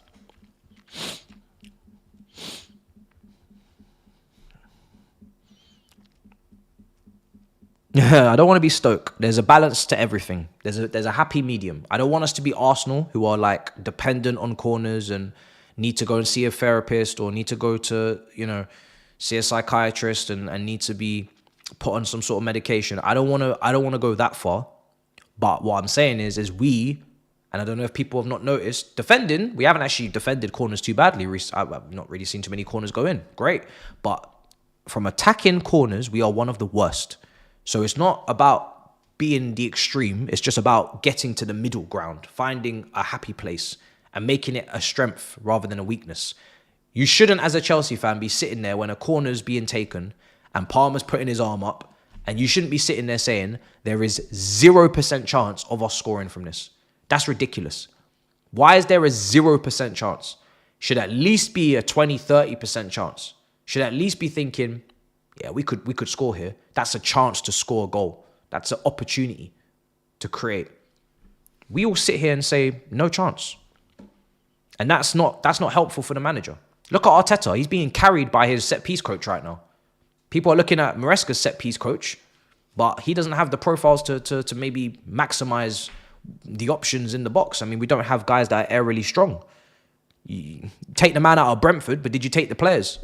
You're only as good as the tools. So, yeah, for me, there's Maresca could get a lot more help as well than he gets.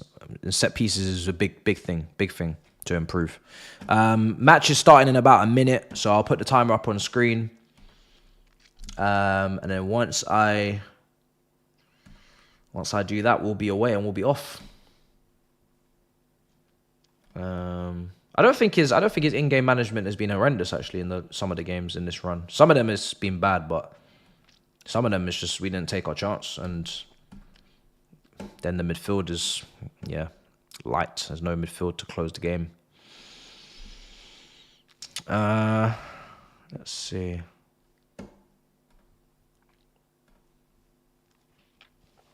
We kicking off.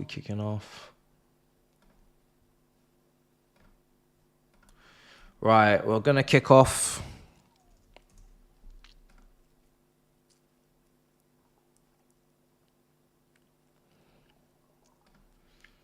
Everybody's ready to go.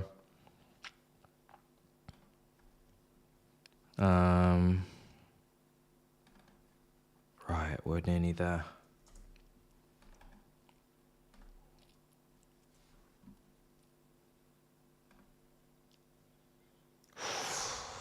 Just need a win, people. Just need a win. As soon as it kicks off, I'll put the timer up. I might reset timers and whatnot if I'm behind. But let's just kick off. No delay, even though there was problems with the bus or the hotel or whatever.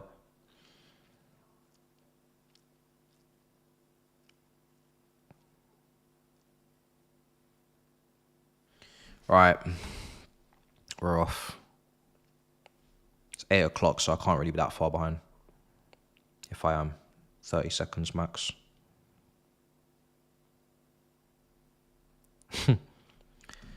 Let's do this. Smash up the likes if you haven't already. Subscribe if you haven't already. Appreciated. And let's get this going.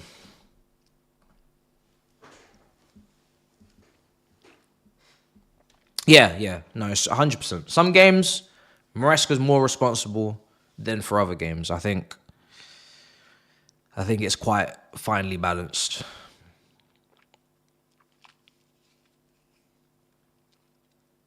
But let's see if we can win today. Come on, man. Corner. So let's see.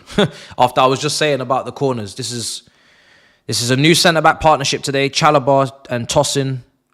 Can we score from a corner? Oh, that wasn't bad. That wasn't bad. Flicked onto the back post. Jackson there on the half volley.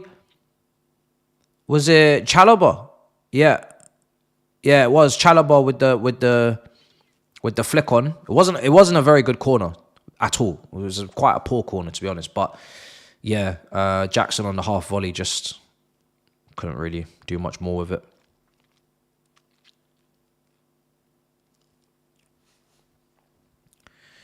Here's Tosin. So Chalobah, yeah, this is exactly the same setup that we spoke about prior to the match starting. Cucurella in the midfield with Caicedo. Dewsbury Hall stepping into the advanced areas. He's actually more to the right at the moment. Here is Mudryk and a great recovery from the Wolves defender to go out for a corner.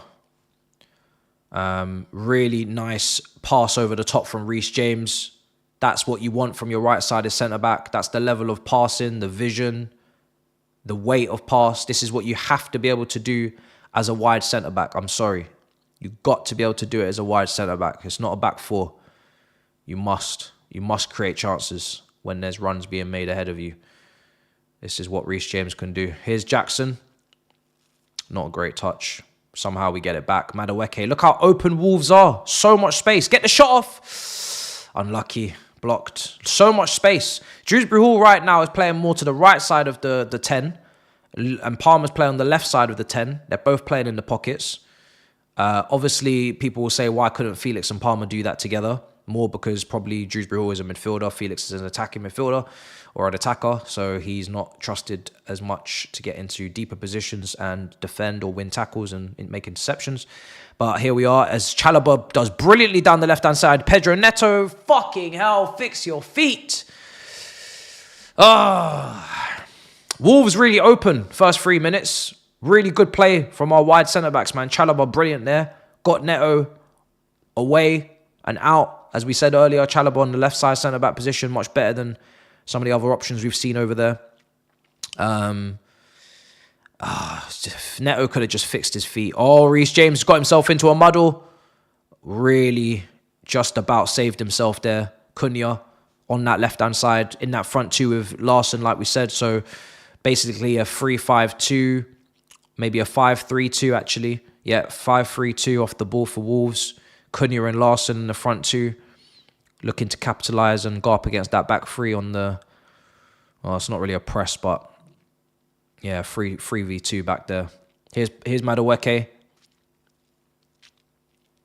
Dewsbury Hall. Great delivery. Oh. It was great delivery from Dewsbury Hall. Really, really good delivery. It's just flicked on. I think it's a corner, is it? Yeah.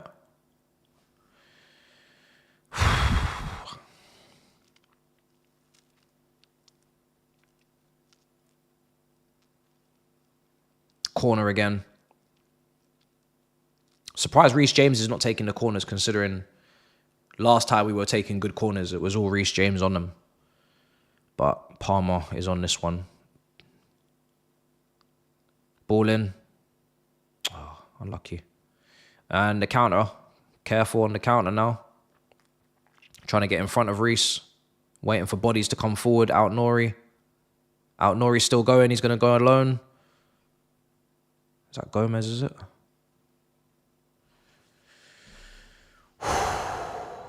Okay.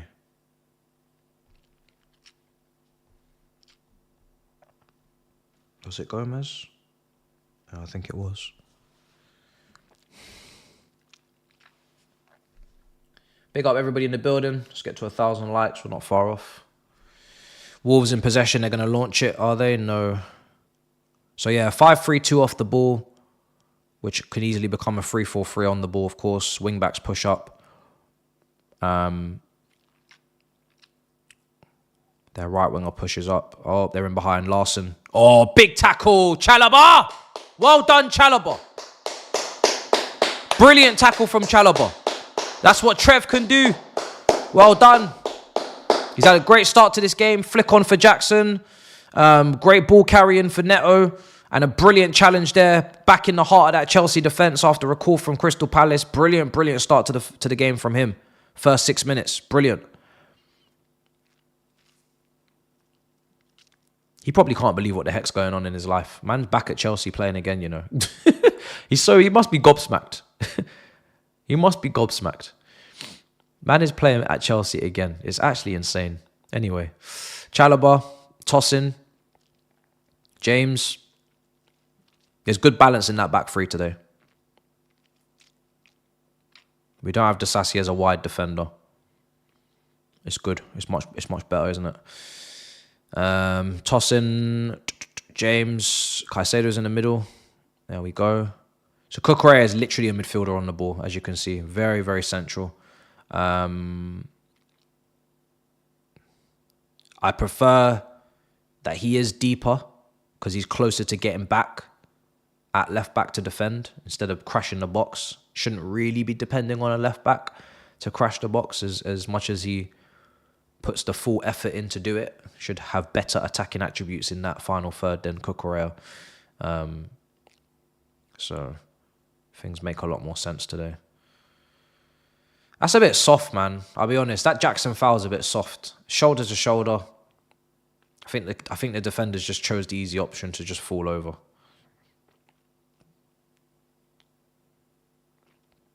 Oh, Chalobah. Yeah, you'll get the free kick.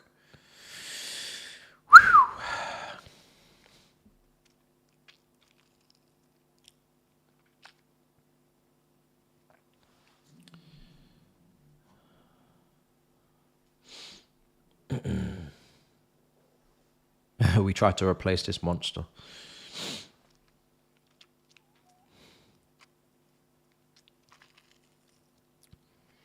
Here's Tosin. Here's Chalobah. The only thing I will say is try not to get too emotionally attached to Chalobah, because they did say that he's getting sold in the summer regardless. So try not to get too emotionally attached. Here's Mudryk. Ball in. Cucurella is flying in with the header, as said earlier.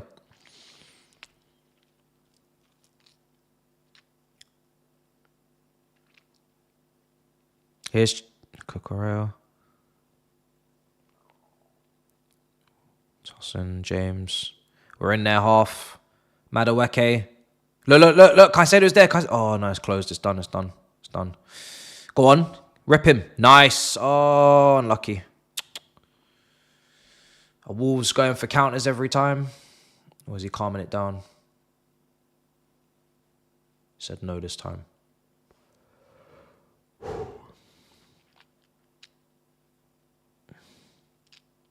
I think my prediction was a 2-1 win because of the injuries. Without knowing the team, those injuries were looking peak. If Palmer wasn't here, then yeah, 2-1 is as good as I could go for. But I really will take any win. I'll take a 2-1 right now. You give me a 2-1 win right now, I'll bite your hand off. I wouldn't even complain a bit.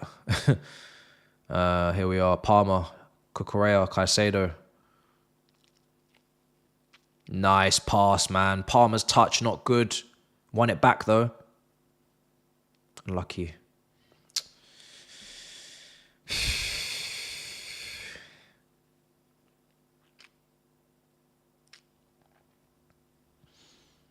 Yeah, honestly, bro. I'll win any way I can get it. Cucurella.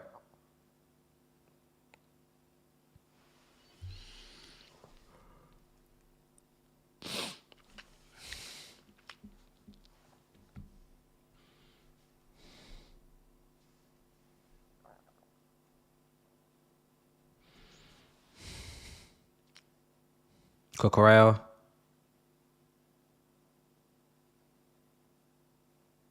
Free kick. Yeah. So Tosin.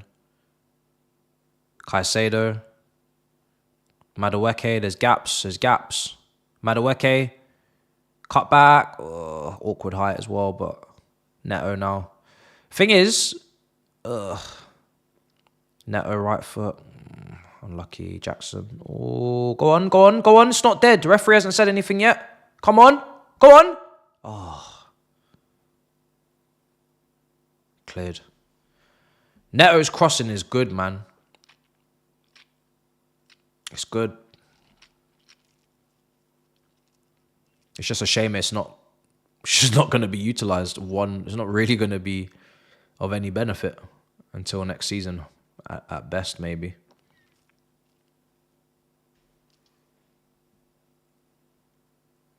Madueke. Switch. So Neto is not getting in the box at all. So he's really just out there to whip balls in. That's a great cross again, Madueke. Palmer, nope. So yeah, when you're seeing Madueke on that right, like the box crashes today or Cucurella, you'll see Palmer floating there. Dewsbury Hall's floating. Jackson's obviously in there. Neto's holding the width. Neto's not getting into the box at all. So he's just going to be on the flank, just putting balls into the box. We're putting the ball into the box to 10s, to a pretty short fullback, and Jackson. So it's just going to have to be a numbers game. It's just going to have to be pure determination and will to win those headers against Wolves' back three, and hope for the best if when we do that stuff.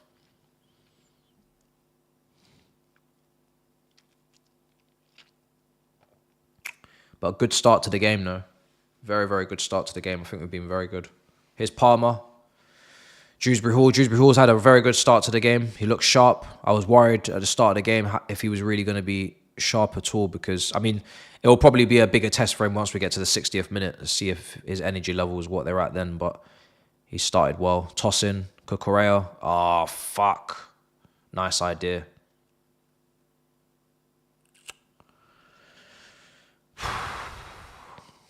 I like the defence so far. Cucurella looks good.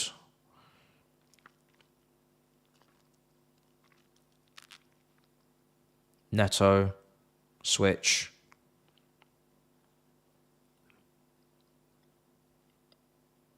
Madueke. Oh, bro, the crossing today has been so good.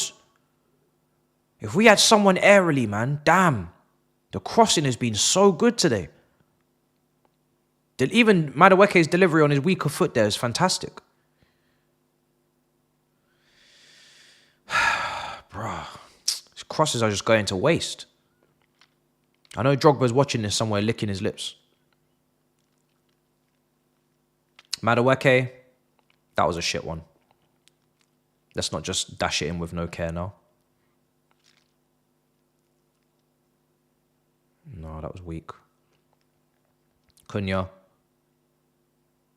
Oh, boy.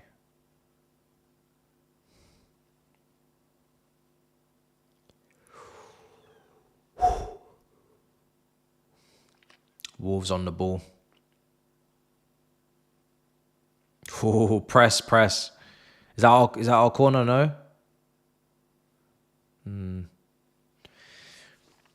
If we press well, Wolves are not great out the back, so you can definitely catch them off guard.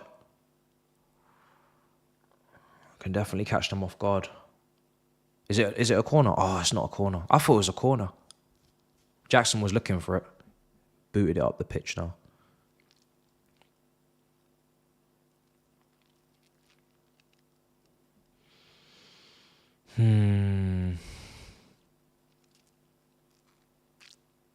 No, but that's what I'm saying, bro. We have nobody to head it. It's crazy. It's mad. It's Chalobah. Tosin. Palmer, Caicedo. James. Good ball, Madueke for Dewsbury Hall. Very good ball down the channel.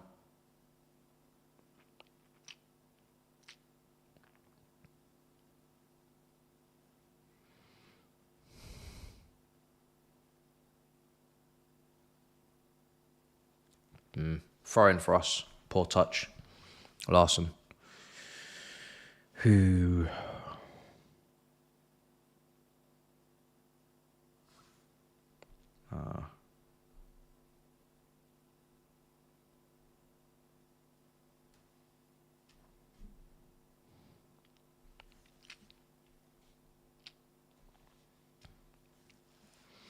Here's Madueke. Reece James. Tosin.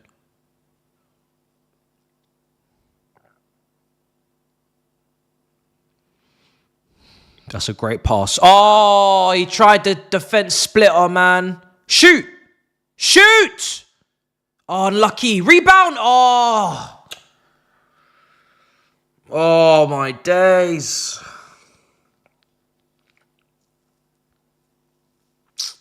If someone's following in, it's a tap-in. It's great play. Palmer's tried the defense splitter. It didn't work. Shot from round about his angle he likes. And that save is begging someone to follow in. Someone to just commit. But there's nobody there. And I think this keeper's injured because he's not been taking the goal kicks as well. So I don't know what's happened with him. I think he's saying he's actually all right to the referee. He's just got a tweak. But, oh, yeah. Shame. Shame. It was good play from Tosin. He punched it into Palmer. Brilliant pass. And yeah, just didn't have anyone on the follow-up. That's the thing with us. If we take shots from distance and the keeper parries, we need to be committing people to the... Like Bellingham spoke about it in an interview recently, but obviously why he gets so many goals or why he scored so many goals for Real Madrid and Lampard was just like this as well. You got to be able to follow up shots. You got to be able to smell danger.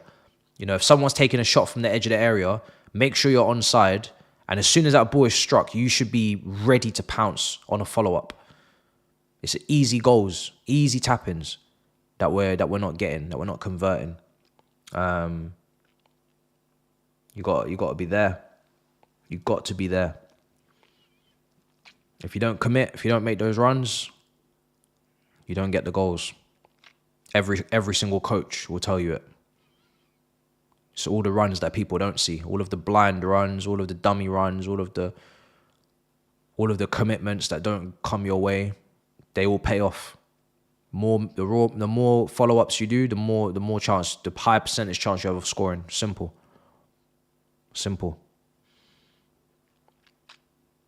But you gotta have a smell for it, you know? You gotta be alert to it.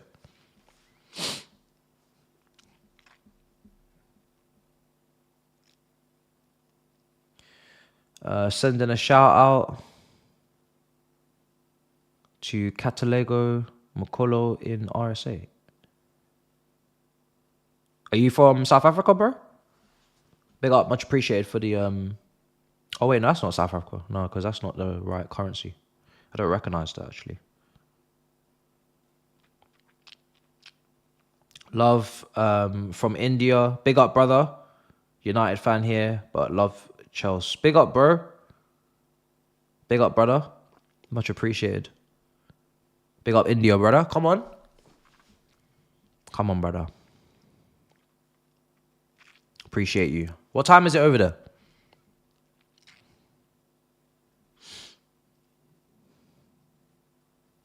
Must be mad. I don't know what the time difference is. Must be crazy.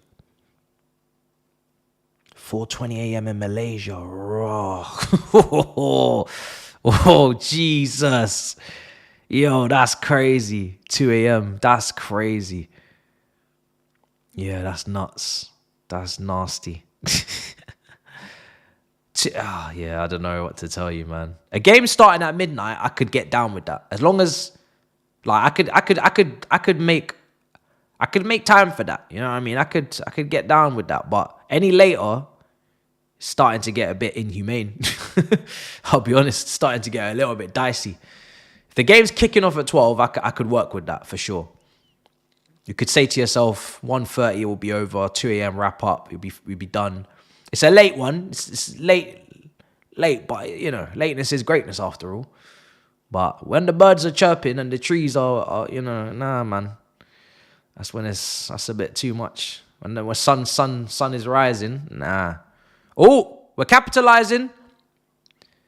Jackson, make the right decision. Oh, your touch. Oh, your touch. If there's one thing that I ask from you is technically be on point. Drewsbury Hall, good delivery. Got some great crosses into the box today, man. Honestly, Drewsbury Hall, that's the second time he's put in a great cross. Reece James, whoa. We all saw that strike lined up. You know what? We need to get Reece James closer to the goal, man. This guy's one of our best shooters in the whole squad.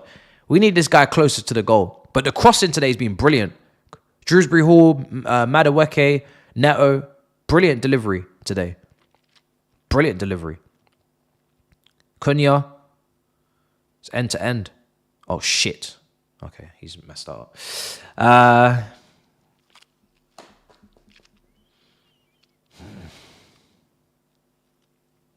Yeah, Jackson, that's one part of his game I don't expect to be having to talk about. Heavy touch. Settle yourself down. Cut back in. I mean, you got 3 runners there. Neto, Drewsbury Hall and Palmer are all making runs into the box. Got to check back in on your right foot. Play that across for somebody. Runners. If there's one thing today he's not lacking is support. There's plenty of options around you. We've got 2 attacking midfielders in Drewsbury Hall and Palmer who are in and around the box. Like, you got options. You're not isolated. Make the pass.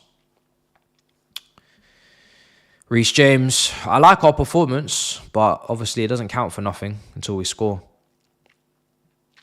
I think it's been a nice performance though. As it should be against Wolves, really, anyway. Here's Chalobah. He's gone for the big one. Oh my God. We were so close. It looked like a pass that had nothing really. It was an ambitious pass, and it was actually a decent effort to find Neto, but it looked like it had been dealt with until the keeper is in no man's land. Doherty is looking at his keeper and saying, "What on earth are you actually doing?" Man's headed it back, thinking you're going to be there, and then he's looked back behind him, and the keeper's literally doing some sort of gymnastics. Unlucky. But I'm liking the fact that our wide centre-backs are actually creating opportunities. Oh, it's offside. Oh, it's offside.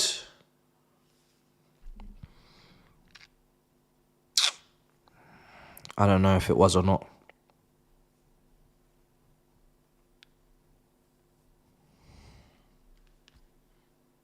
He's on. Hey, VAR, he's on. He's onside. He's well onside. And he said it as well. He said he was onside. When he scored, he said, yo, that's the incorrect decision. Look who's keeping him on. The Wolves player at the back post. Every other Chelsea player, by the way, is offside. And also, it's deflected off a Wolves player. So, onside. It's deflected off a Wolves player. It's not a pass from Reece James straight to Tosin. So actually, it kind of eradicates everybody else anyway. But that is onside. That's a goal. That's 1-0. That's 1-0. Sorry, I'm changing the score now. 1-0 to Chelsea. Onside. Well onside. Not even close. Shouldn't take too long for a review. 1-0. Tosin, come on. Goal. I'm going to wait for my decision. I'm going to wait for justice to be served. It's deflected off a Wolves player anyway. Deflected off a Wolves player. Wolves player got the last touch. Can't be an assist. Can't be offside. It's onside anyway. Come on. Yeah, it's not off. Yeah, look at you. Yeah, hand up, shaking your head. Hold that, you dickhead. Yeah? Trying to say it's offside. Nah, mate. One of your players are fucking about on the back post. Keeping everybody on. We're keeping Tosin on. Yeah, hurry up and come to a decision, man. Give me my goal. Yes! 1-0 to the mighty Chelsea. 25 minutes. That'll do. That'll do, donkey. That'll do. That'll do, donkey. Yeah? 1-0. Well done. Deserved. More than deserved. The way we played in this first half, we deserved a goal. We now have it. Now, what do we need? A second goal. Don't get complacent. Don't get comfortable. I need that second goal. Good finish from Tosin. Very good. Calm. Picked his corner. Done. And that's from Reece James shooting. Just from inside the box. But, you know, again, if you shoot, if you take shots, things can happen for you. If you overplay and you overpass and you overdo it, nothing happens. Sometimes you got to take shots. You get a deflection. You get a ricochet. It falls to somebody. You pack the box. You have numbers in there. The keeper makes a save and parries. You follow up. These are the percentage goals that we need to start collecting more of. Not everything can be perfect. Not everything can be perfect in this game. Got to start getting these scrappy goals, man.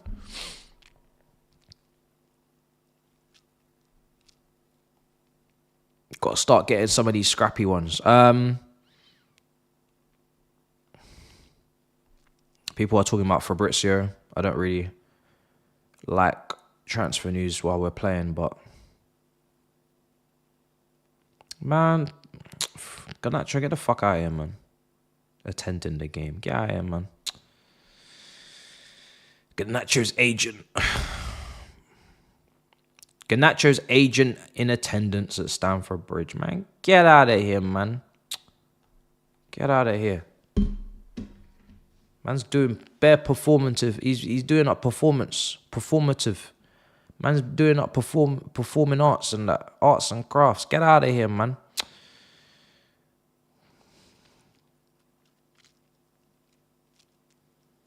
Of course he's at the game because he's just trying to make more out of it. He's trying to drum up some interest for his player. He's trying to make a circus. Man said, I'm going to go to the game. Why are you at the game for? We didn't even put in a bid for you. Get out. Come out the thing. Why are you here? Get out, bruv. Why are you in the stadium? I'm going to say it in the group chat, though, because it will rattle Goonie. Goonie will be so rattled. I'm going to at him as well. Actually, I'm going to at Javon because he's going to lose it. And Don. I'll at all three of them. Corner to defend. Corner to defend. 28 minutes gone. Head loss is going to be mad. Fabrizio, just Garnacho's agent is at your game. Felix swap on also. Daryl KDB is getting a start today. Jesus. Man said Daryl keep KDB. Yeah, I just want chaos, man. Just want chaos. Seriously, though, he needs to pack up. Don't know who sold him a ticket, but that can't run.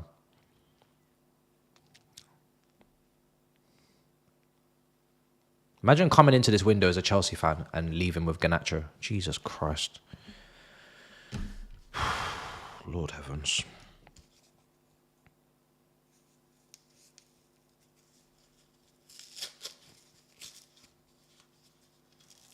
You have to ask yourself, is football really all that serious? Is it really even that important, this sport, if we're going to be doing deals like that? You know, is this sport really that important? Oh, Tosin, well done. Should we really be giving it so much of our attention and energy if we're going to be making signings like this sport? Maybe we should just pack it in as a community. GTA 6 is coming out soon. You think I have to get emotionally disturbed by football? Come on, man. It's just a game. Oh, Cucurella! Why are you passing like that, man? Look up.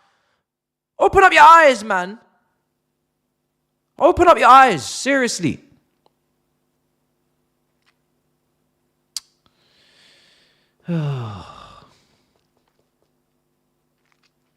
If Garnacho is even close, there needs to be riots. Shut up, man. These United fans just trying to push their castaway in our direction. Brother. Madueke. Saeed's in here. Viva Garnacho.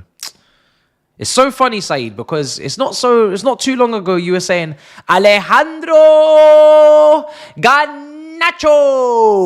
Remember the name. What happened to all of that? Man was saying remember the name Alejandro Garnacho. So why now? Why now are you so quick to get rid of him? Well, I don't understand. Where's this big, massive turn from you? Where's that come from? You liked Garnacho. You were saying we need to remember the name. You were, you know what I mean? You were liking the talent. I don't understand. I'm confused. Very confused. It's not like you're selling us Rashford or something. Like, I'm confused. Nah, mate. You need to keep that, brother. That's your star boy. Yeah, that's your star boy. That's your Alejandro Garnacho. You need to keep him. You need to keep that guy.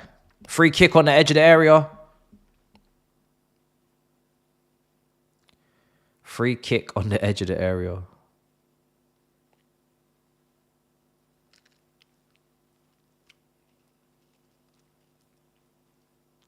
Yeah, smart play from Madueke. Put his feet in the right places. He knew he was going to get contact at some point. Yeah, I did see the tweet from Fabrizio. I'm trying to enjoy the game, you know. Let's not spoil the evening. Let's not spoil the evening with bad juju and bad vibes. Let's just enjoy the match. Chelsea are playing well. Chelsea are winning. Looking for the second goal. Let's not spoil anything. Let's not ruin my appetite. Let's not ruin my appetite, guys. You know? Let's not do that. At halftime, I'm definitely going to have to quickly get up and see if there's any food because I'm starving. Like a little snack or something, bro, because I'm dying out here in these streets. Man started his watch along half an hour early. I actually put it on 6:30 for all of you guys, and I just started it. You must have been discombobulated. You must have been discombobulated out of your brain cells, bro. You must be like, yo, what is going on? This brother said 6:30 and the watch along's already starting at 6. Like, yo, okay. Getting an extra 30 minutes, yeah? Yeah, we need the second goal. We don't need to... I don't need to. You don't even need to. None of us need to sit here and talk about how important this second goal is. We don't need to do that. We know from Palace. We know from Bournemouth. We don't need to sit here and tell anybody how important this second goal is. And preferably, really, but before half-time. So we just go and wait and watch because we already know we need the second goal. We already know. Whilst they got players like Cunha and Larson in the air, that's all they need. That's enough threat for me to be worried. I don't need nothing else. They're cutting in now.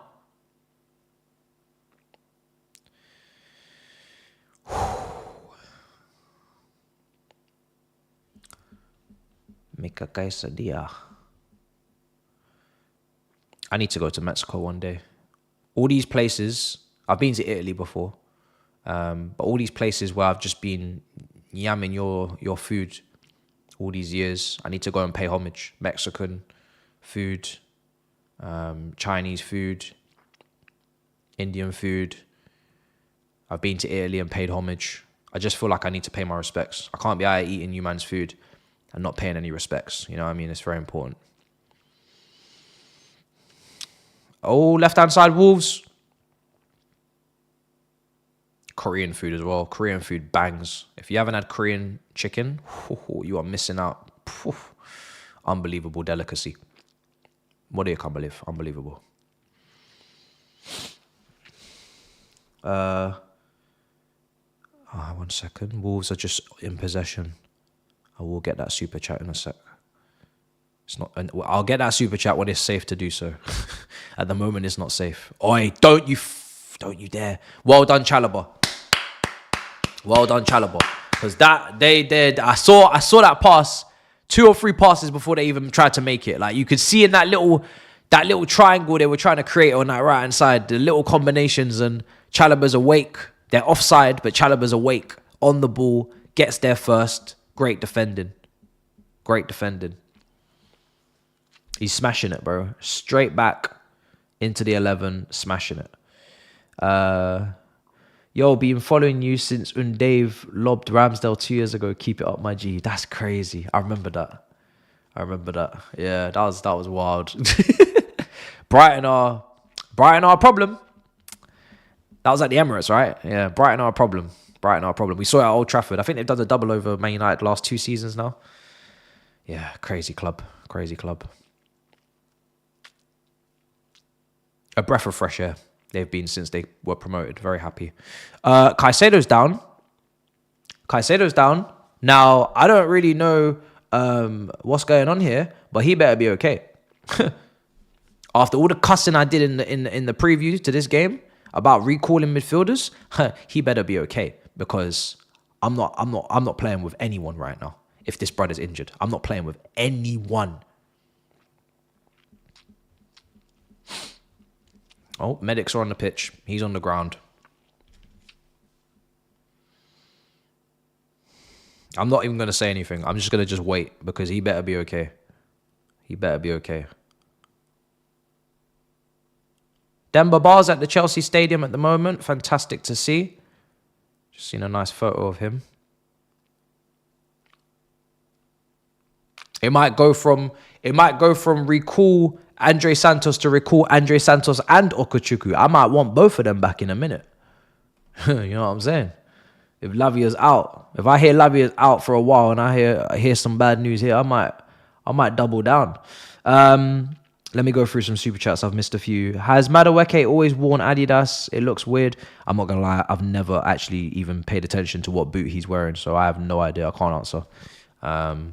Whatever boot's comfortable will give him the best form. That's all that matters to me. I don't give a shit if you want to wear Puma. I don't care if you want to wear Adidas.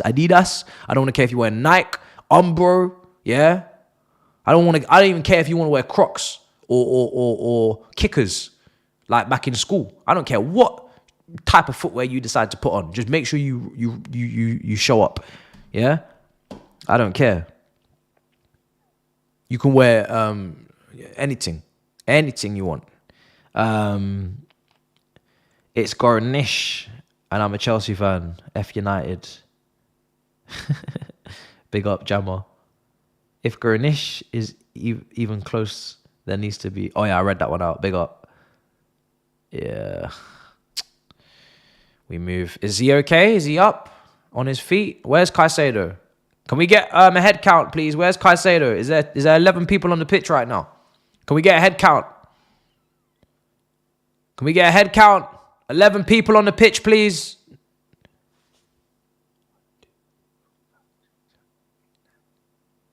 Fuck. There's only 10 people on the pitch. There's only 10 people on the pitch. Head count failed.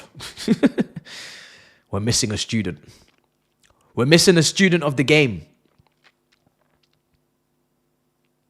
Random. But and also Saeed was a previous teacher. I can't think of anything worse in the world than being a teacher on a school trip and one of the students is missing. I would honestly resign. I would retire that day. Yeah, I would run. I'll run away. I'd run away. I cannot be responsible for losing someone's child. There's just nothing. There's just no way. There's no way. I'm gone. I'm out of here. That would be my worst nightmare. Honestly, in a job like that, my worst nightmare. Swear to God. Worst nightmare. Couldn't think of anything worse. I'll be out, mate. I'll be out. I'll be lost. Kids lost, I'm lost too. Fuck it, we all lost. Everybody's lost.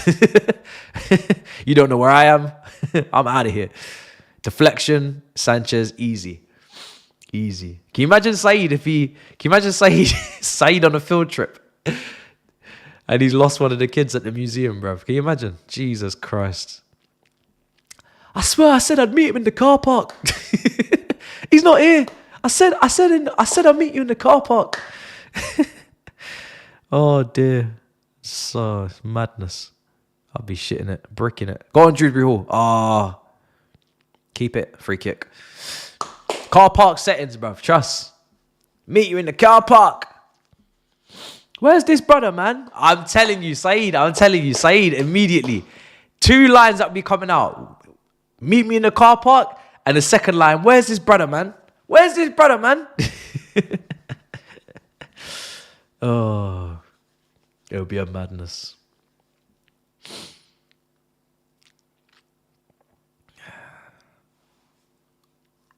I've had enough. Palmer's hobbling, but I'm sure he'll walk it off. Caicedo is back on the pitch. Thank you. I'm telling you, but that's how much we're playing with our season. Like Caicedo, is he up or is he down? Is he on the floor? Is he in pain? Is he okay? This is our season. He is our season. That man in there is our season. Literally right now. It's crazy. Very, very, very mad. Here's Drewsbury Hall. Really good performance from Drewsbury Hall. Really good. 1-2 of Madueke. Palmer. Out wide now. Neto. Cucurella. Clipped in. Oh. Cleared. Header back in. Madueke. Need this second goal nearly at half time. Oh shit. Cunha's going to go for the switch. What a shockingly shit pass that was. Oh my God. Acuna Matata. That was disgusting. Acuna Matata. That was nasty. It's meant to mean no worries, bro. But I'm telling you, passing like that, you're gonna be awake. You ain't gonna be getting no sleep tonight. That was disgusting. That was such a great opportunity to counter for them. Ruined. Crazy.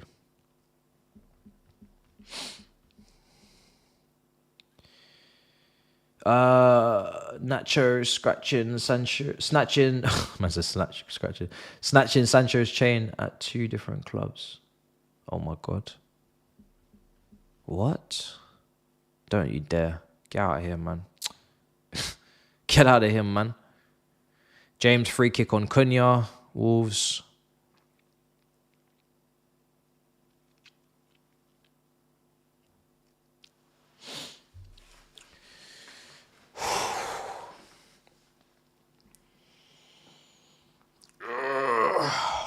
God. Still only 1-0. Still only 1-0. Still not comfortable. I don't want to be talking about performance and not results. Ball in. Madueke clears. They still got it. It's still alive. I don't know why he didn't just let that run for Out-Nori. Weird. Out-Nori's literally there on his left foot, ready to put it in the box. Man's taken control of the situation. Who is that? Is that Gomez again? I don't know. Yeah, Drewsbury Hall looks very sharp. Very, very sharp. Here's Sanchez. Caicedo. Tosin.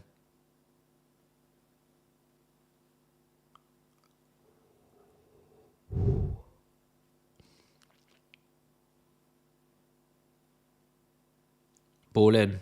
Oh, shit. Shot blocked. Cunha. Oh, you're diving in. Caicedo.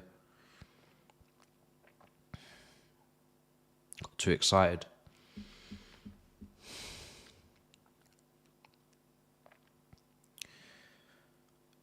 Neto headers away. Jackson. Oh. Do you know what we're doing today? Do you remember when in the preview, I mentioned a 3-4-3? And I must say, we're kind of doing it. When you watch the team, and you obviously look at how Neto and Madueke get back, and you look at where Drewsbury Hall's the key. Where Drewsbury Hall's playing, and Cucurella next to Kaiser, it's not far off, you know. It's not too far off. Neto's kind of like a little wing back there. Yeah, Drewsbury Hall in the pockets with Palmer. It's not too far away, you know, from a little 3-4-3. It's not too far off.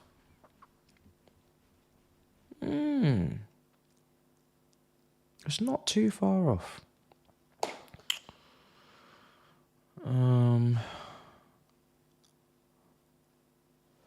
6 minutes of injury time. Oh, brother. Where's the second goal, bruv? Put the second goal in the bag. Put the second goal in the bag. I don't like the way Wolves are starting to slowly come into this game. Getting their tails up. Confidence. And I haven't had my game. I haven't had my weekly Sanchez pass to an opposition player.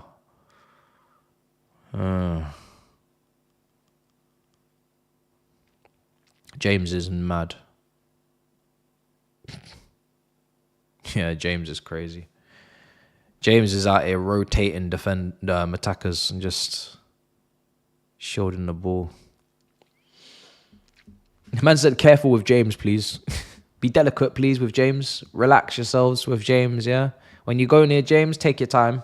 Be delicate. Be cautious. Don't need to be out here lunging into challenges and going all aggressive. Let's just relax. Don't touch that guy. Don't touch him. You see, when you see James, you don't touch him. You don't go anywhere near him, yeah? No contact. When it's James, it's a no contact sport. Yeah? It's a no contact sport. Don't touch him. Don't even breathe near him. Don't even breathe in or out around him. Don't even put any carbon dioxide next to that man. Yeah? Don't even take away his oxygen with your breathing around him. Don't do that. Crazy. Yeah, man. COVID times. If you're going to go near Reece James, you got to wear gloves. That's what you got to do. You got to wear gloves. You got to wear a mask. Don't even go near the guy.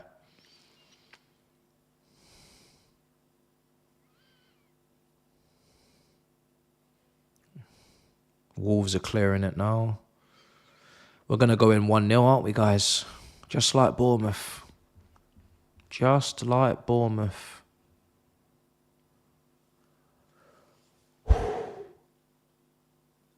We've been in this position many, many times before.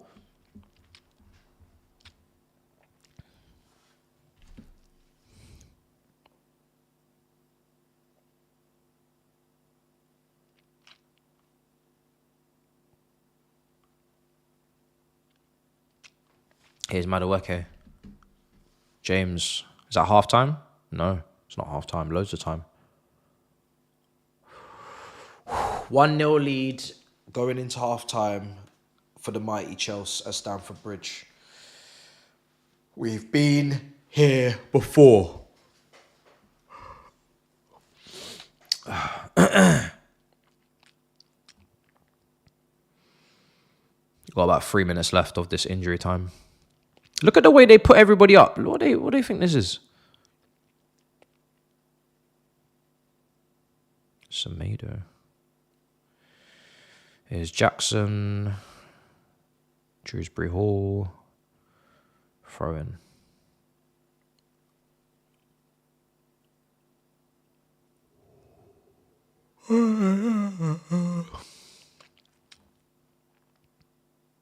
Oh. Yeah. Corner. Corner.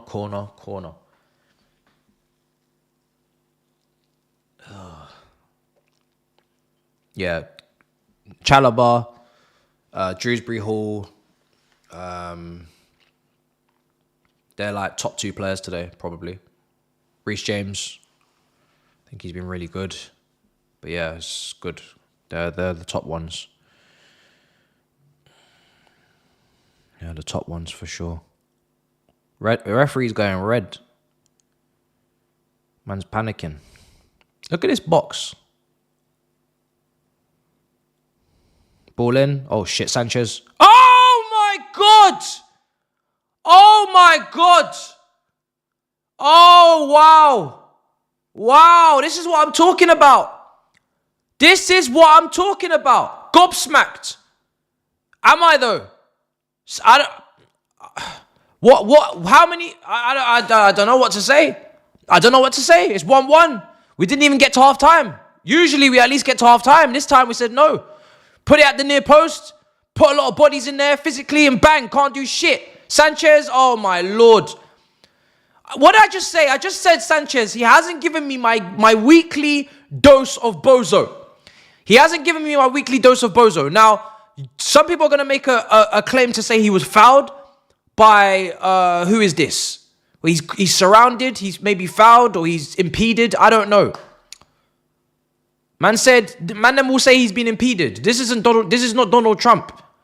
You know, this is not an impeachment. I'll be honest. Yeah, this is reality. This is real life. This is Chelsea. This is Chelsea. For all the good football in the first half, for all the play, we've been saying it. Oh, you guys are playing really well. Might even give you a little pat on the head. Really good performance, guys. Need that second goal, though. Need that second goal because we always concede. If there's one thing we gonna do, we gonna concede. That's why I said 2-1 in my prediction, not 2-0. If there's one thing we're gonna do in this life, we're gonna concede. 1-1 against Wolves. Should be 2-0 up. Should be, you know. Oh, here we go. Look at them on the break now. They don't even want to stop. Ref, just blow the whistle for half time so we can all take a break, man. Seriously. Honestly. Oh my God. What's this? Chalobah saving our skins corner. Look at them. Look at them. They're all excited. They're all excited. They're all jittery now. Look at them attacking. Wave after wave. They're all giddy. They can't wait. They don't want halftime to come. They want to keep playing. They said, yo, don't blow the whistle. We're having fun. We're just getting in our groove. Sanchez punches away. Cleared. And now we're going to see this team in the second half, the mentality of to what they're going to do. Are they going to fold? Are they going to fumble the bag? Again, first half. You're the better team. You're playing better than them. You're creating, but you're not winning. You're not winning. I don't know, man. I feel like when you watch your team week in, week out, and this goes for every football fan, you just know your team too well. We're all sitting here the last 10 minutes saying, yo, need that second goal. We've been here before. We know what this team's like. You lot can't defend. I know, to be honest, we defended for large parts better today. We defended well. Tosin or Chalobah, Reece James and Chalobah in particular, their wide defending's been great. Some great tackles, some great lunges, great 1v1 defending. However, this is still Chelsea. This is still the mighty Chelsea, and we will be there. We will be there. When the goal is there to be conceded, we will be there. We will be there. So I can't even be angry anymore at this point. I don't have the energy to be angry. I haven't eaten. I started the stream way earlier than I intended to. I need some sort of top up. I'm running out of credit. Yeah, I need a top up. I'm hungry. I'm malnourished. I'm thirsty. I'm everything.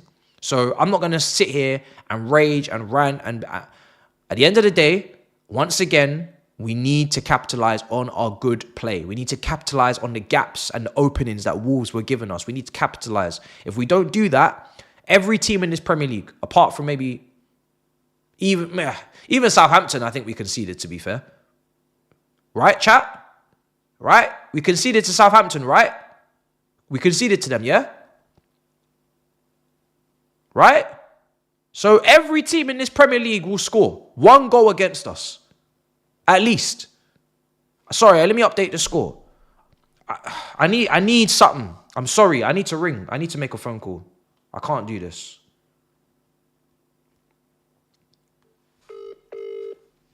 Can't do this, man. I'm malnourished. So malnourished. I thought... Hello? Oh, fuck me.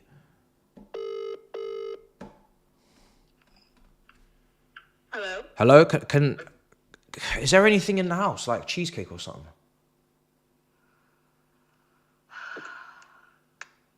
Are you actually taking my cheesecake off me? You said we're sharing the cheesecake. Yeah? Are you not streaming? Yeah, I just need half now because I'm done. Is that all right? No.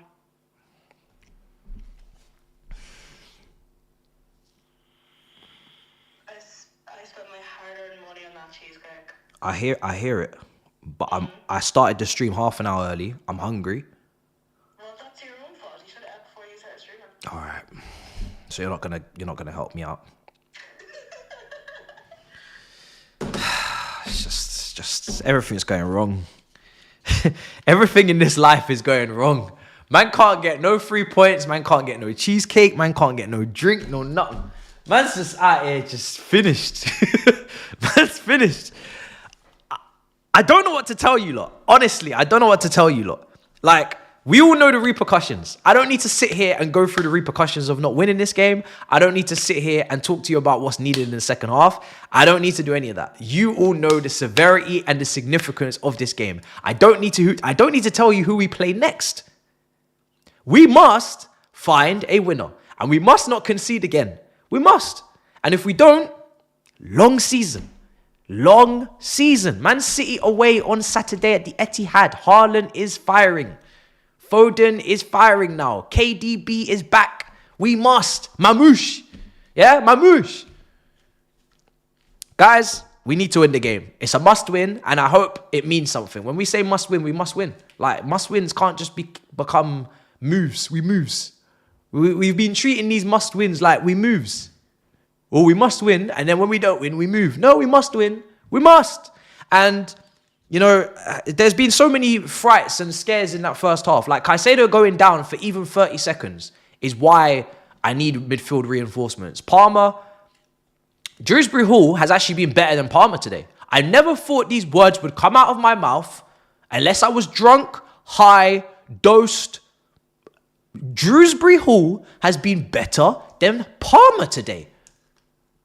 Is that right? Is that correct? Am I being honest? I think I am.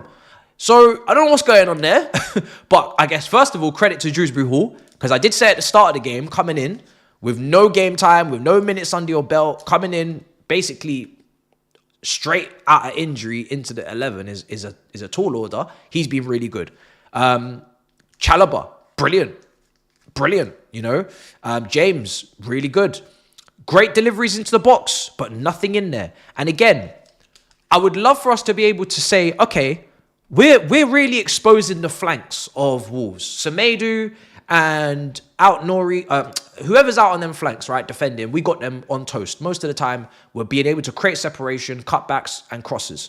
I'd love to be able to sit here and say to you, guys, we got a striker on the bench that can give us something a little bit different, and we can go maybe 2 up top. Heck, we can go 2 up top. We can use Jackson as the support if we wanted to, or you could take him off, but we could use him as a supporting cast just off the front, man. Use him as the second striker at this point and put someone up there that's going to feast off these crosses. Because the amount of crosses we had in that first half, particularly in the first 30 minutes, we should have converted minimum 1 of those crosses. Those crosses were tasty, delightful, yeah, and nobody's putting their noggin on them. So, but I mean, you're aiming for what? 5'10", 5'8", 9, 10s, floaters, and Jackson. It don't really make sense. It's not really making sense. But let me go through super chats. I'm not angry, you know. I'm not even angry. I knew we were going to concede today. I'd rather we concede now and know what it is than later on and not have a response for it. We got 45 minutes and a team talk and 5 substitutions. There is absolutely no excuse to not be winning this game. You've conceded the goal now. You've given away your weekly goal against. That's what you do. You concede goals. So let's just get that shit out of the way. Early doors, get it out of the way. You got 45 minutes now to score a second and win the game. That's it. Simple. We knew we were going to concede. So let's not act surprised. Let's not act surprised now. So it is what it is. 1-0 at half time is not a good thing. Blood clot. That brother thought it was going to be 1-0. Who's going to tell him? Who's going to tell SSS Chelsea? Who's going to tell him? Because he's put in a super chat, and I'm assuming it was 5 minutes ago. Man said 1-0 at half time is not a good thing. LOL. Man used the LOL. Man used the LOL. The LOL. You know the LOL is not. It's not a laughing out loud. That's not what it means. Man put the LOL. That's a straight face. Yeah. You're going to find out. You're going to find out. You ain't ready to hear the cuckoo is still a dud. Listen, brother. You want to talk about Cucurella. Have you seen the problems that we have at the football club? Have you seen the issues? I'm not saying Cucurella is like the complete player. I'm not saying that he's like this overlapping elite crosser, elite level. But listen, Cucurella is having a great season. Cucurella is having a great season. So sometimes pick your fights, choose your battles. And I'm not going to bother. That's like, oh, we're in a title race and now we're differentiating between 89 points and 93 points, or 85 points and 89 points. And we need to like look at the little last bonuses to improve the team. Please, brother. Put the 3 points in the bag. This is not Cucurella. Anyway, let me get my cheesecake. Because thank Lord we have it. Jesus, there's no need for this violence, man. Jesus. Wow, this is the thanks I get. This is the thanks I get. Honestly.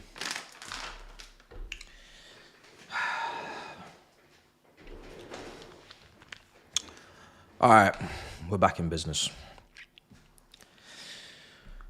Stuart and Winstanley just put the loans in the bridge, bro. What the hell are these tactics? Dewsbury Hall defending at right back. Maresca has to wake up. Palmer 2, wake up, or Felix in. Nah, no cheesecake, man. Get the fuck out. Damn. Shit. The fact that Trev is our man of the match so far tells you everything you need to know. Neto needs to be out because he plays faster than he thinks.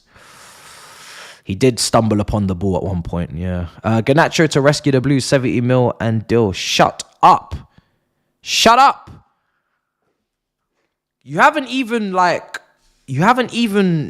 He's not done anything. Shut up. I'm not even going back and forth. I'm not even doing it. I'm putting the team on screen, man. You know, I was about to like go back and forth with this. I'm not doing it, man.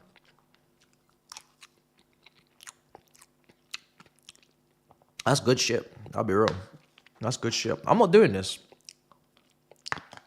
I refuse. I'm not doing this. This Garnacho thing needs to stop. In fact, I'm getting to a point where I'd actually close the window. Don't do something wrong. If you're not going to do something right, don't do anything wrong. Close the window. If you don't know how to act responsibly when you're in the shops, yeah, and you're going to be buying trainers that are not the right size and dashing away the receipts, just don't even bother going to the shops in the first place. If you're not going to go in there sensibly and buy what you need and buy clothes that fit, then just come out the shop. Just come out the shop. Because I'm not here to buy counter-attacking wingers. Someone said he was a 1v1. Someone said today he's aggressive 1v1. Why? Is Anthony aggressive 1v1 as well? What the fuck is an aggressive 1v1 winger? What is an aggressive 1v1 winger? You're either good 1v1 or you're not. What is an aggressive? Does that mean you just run towards the defender faster? What does that mean? Nah. I've got enough aggressive 1v1 wingers. I've got Mudryk. I've got Neto. I've got 2 aggressive 1v1 wingers. I've got Mudryk. What more? How many more aggressive 1v1 wingers do I need? What is this nonsense? Honestly. Anyway, back to what we're doing. Because I've been roped into some foolishness and I shouldn't be. Alright, cool. I need to stop entertaining it. But unfortunately, his agent is now in our stadium where we go to for where we're meant to be going for peace. It's now bringing problems. So yeah, it's nasty stuff. All right, cool. Let's just focus on the thing. Felix. I mean, so what do we do with Cole Palmer? Say Cole Palmer in the next 15 minutes is still not really at it. Are we taking him off for Felix? Or are we shitting the bed and we're saying, well, he's too good to take off, so we're going to leave him out there and pray that he does something? What are we doing? I might actually run a poll on that because I think that's more interesting than the Jackson thing. Because Felix is on the bench. B team about to earn their money today. B team about to earn their money. If Palmer dips, keep him on, or Felix. I'm assuming. I'm not gonna bring up Nkuku in this because Nkuku's like we can't be playing them games right now. And more importantly, is the manager gonna have the kahunas? Is the manager gonna have the kahunas to take him off?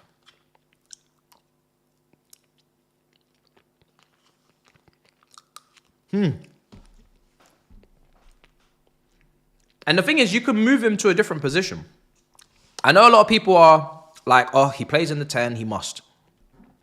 But, you know, he is positionally versatile. He could. I mean, Cole Palmer, even when I was watching him at Man City, I'm not saying we should do this at all by any stretch of the imagination, but just remember how positionally versatile this player was. He played right wing last season. He's playing 10 this season. At Man City, if you watched him, he played left wing quite a bit as well, off the bench. He's played false 9 for us. Like, if it's not working where he is, I'm not even saying he has to come off, but can we move him? Can we maybe go right wing? Can we go right wing with, with a Gusto overlap like it was last year? Depending on how impressed you are with Mudryk.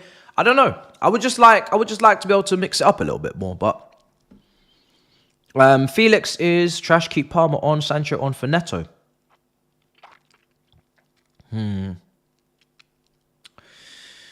I don't know.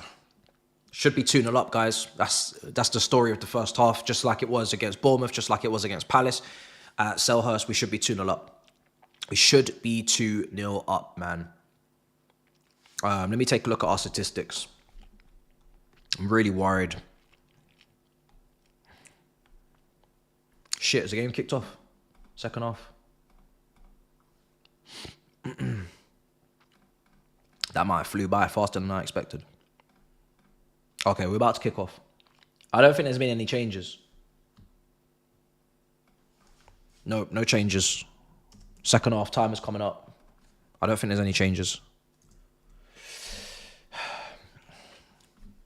We're not coming out in second halves and improving game to game. We're usually tailing off. That's my concern. I can't remember the last time we improved in the second half and we got better. That was a long time ago. And we used to actually be quite good at that, to be honest. That used to be our thing. The half-time used to mean something to us. Now, not so much. Half-time used to really mean something around here.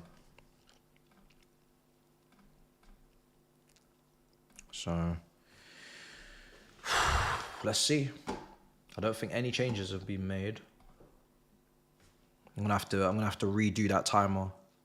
Neto, yeah, same players out there.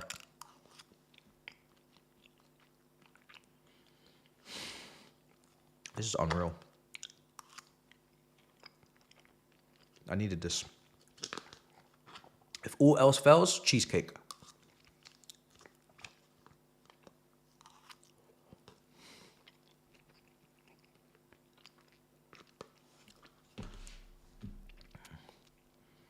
I'm going to need to redo that, though. That timer. What is it on? What's the game on? Okay, yeah, I'm redoing that.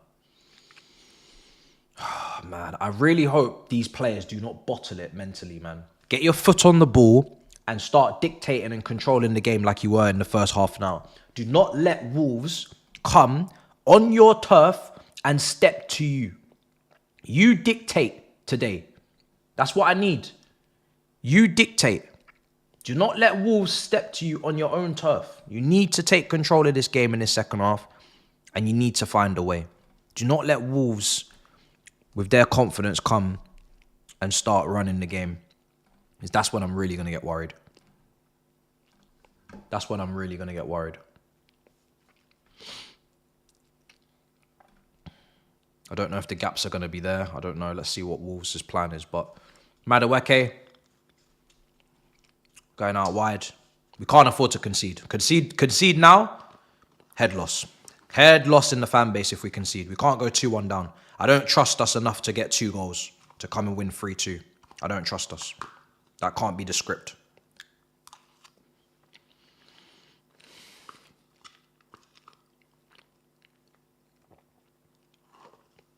That cannot be the script today. Can't be. Palmer. Loads of space, Madueke. Go on, cut in. Oh, someone's got to do something with this. I need a shot. Oh, my days. Neto. Fucking hell, man. That was such a good ball. But again, it's Cucurella crashing the box, guys. Again. And I know he's a willing runner and he pushed. We didn't spend the money on him to be a box crasher.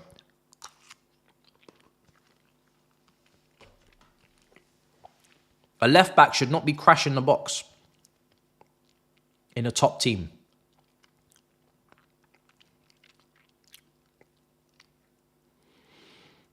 Here's Palmer.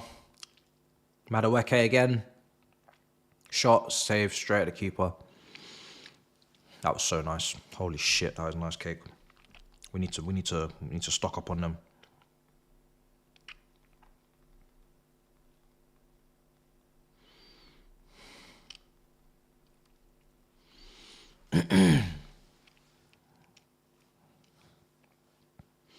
Oh, they're in behind.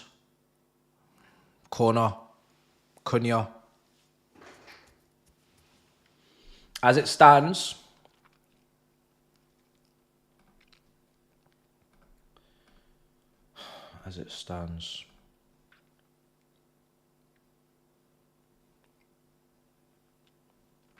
you don't even want to know. I prefer not to speak. I'm not even gonna even do that. Just leave it. Let's not even talk about it. I was about to say where we are as it stands, but I'm not even getting into it. Let's just leave it.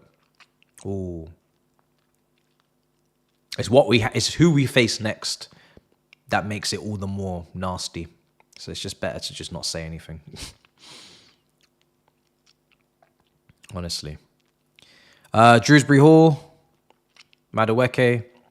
Drewsbury Hall. Got to play Jackson in there. And does. Neto. Offside.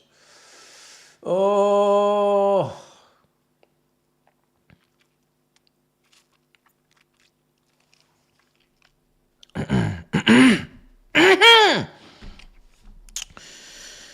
Oh, brother.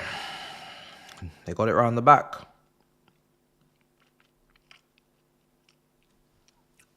Our next 5 fixtures are very interesting, actually.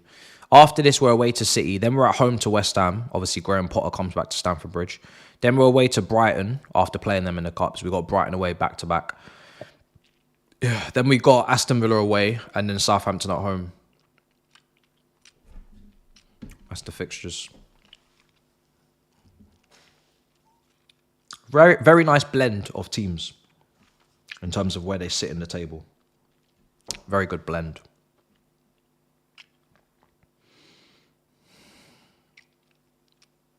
Wolves are playing out from the back like... Oh my days. Here's Cucurella. Palmer. Here's Neto. Palmer. Blocked. Neto. You're against your old club, mate. Come on.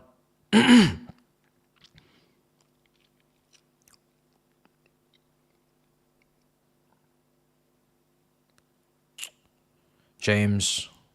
Palmer. Cucurella. Palmer again.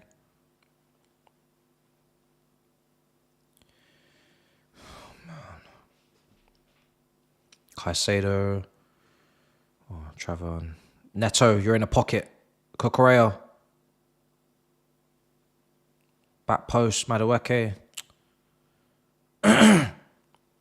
Neto, just hit him. Just hit him, man. Why couldn't you take that down? That was actually like a decent little chance. Man, just hit his shoulder or something.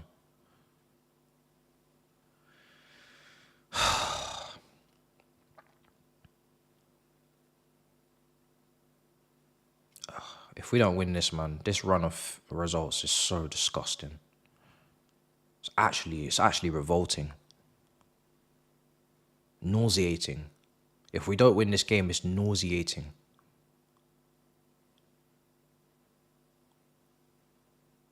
Like, do you know how mad it is? It's Wolves at home. Ugh. Like, if you don't win these type of games, like, are you really serious about life? You can't be. Can't be serious about the life at all.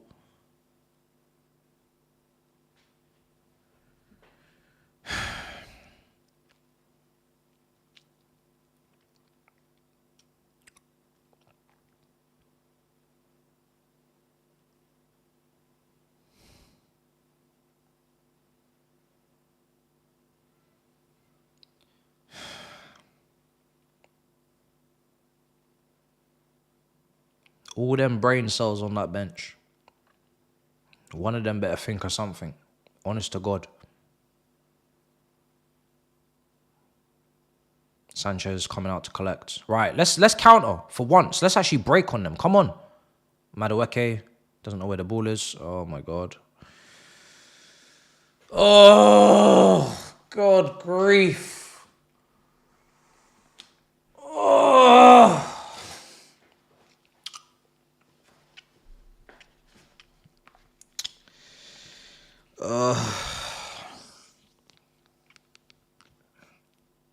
All I wanted was a counter-attack. Just one little counter-attack. I can't even get that.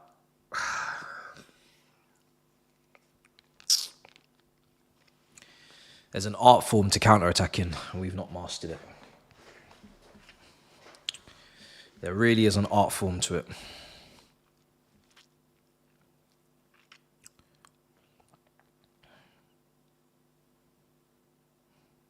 The best counter-attacking teams are some of the most beautiful teams to watch in the world. Honestly. Here's Tosin. Oh, let's hit his back. The ball's just hitting everybody's back. Mudryk. Where are you going? Cleared. James. All the way back to Sanchez. Now Tosin, and we go again. My neck is hurting. Well, water, man.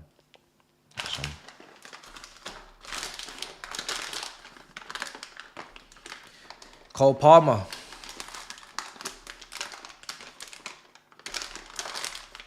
Mudryk. Yes. Cut back Palmer. Mudryk. Oh, corner. He gets us into the box.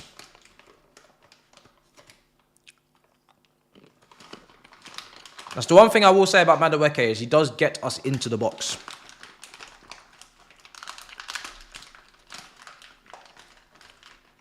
Very well. Oh, it's not even a corner. It's not even a corner. Oh, my days. There's me thinking I had a corner. There's me thinking I had something to work with. Not even a corner. Not even... To be fair, what do I need a corner for, honestly? What are we going to do from a corner? I should forget it. Just give them the goal kick, man. Let's get the game back in open play. What the heck do I need a corner for? Seriously.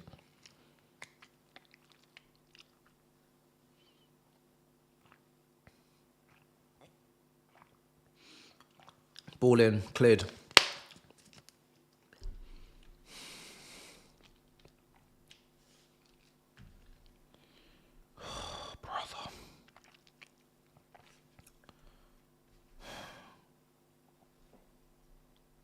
How's my diet foul? I'm eating nuts. I'm eating cashew nuts. Nuts are very healthy for you.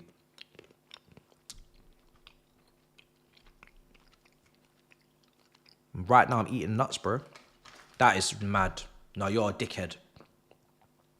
Yeah, you're a dickhead. Yeah, here comes the pause. Here comes the pause.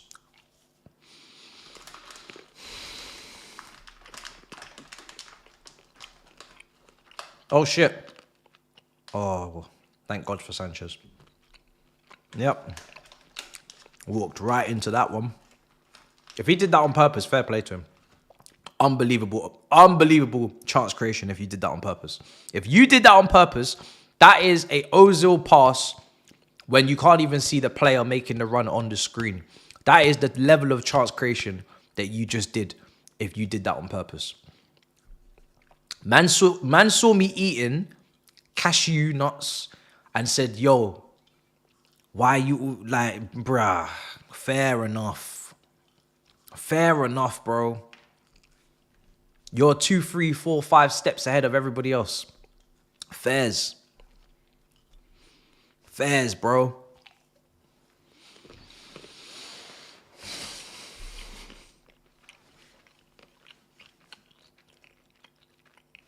That number 8 cannot be in the championship. That brother there, no. He can't be in the championship. There's some players in that Wolves team cannot play in the championship. They cannot.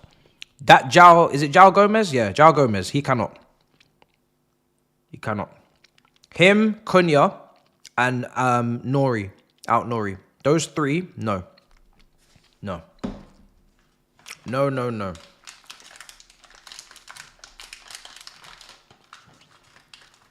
I'm going to be getting into my steak, eggs, avocado bag. It's very expensive steak though. But I'm going to be getting into that bag. Have you guys seen how much an ostrich egg is? Oh my God. I was looking the other day to see how much an ostrich egg is. Because they're obviously huge, better protein. Them things sell for like 70 quid, 100 quid for an egg. I said, nah, mate. I'm not that up. I'm not that up. That can't run.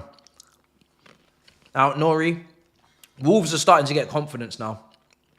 Wolves are really starting to get a bit too confident for my liking. Here's Cucurella.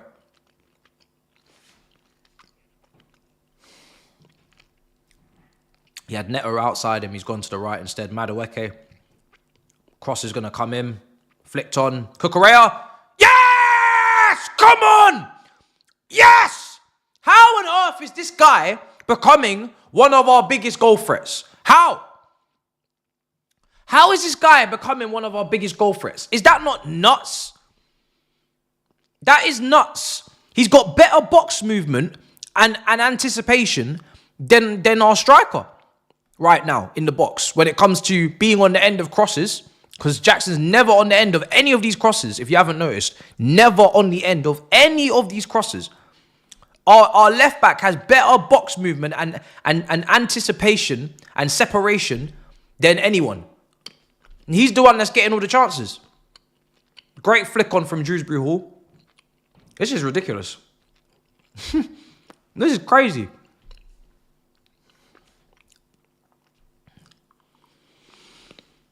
At least somebody has finally converted one of these crosses, but I can't believe it's Cucurella again in the box. It's ridiculous.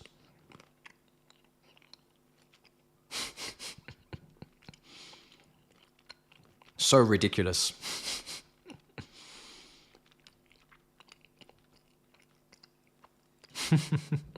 Great celebration. Great knee slide. Wow.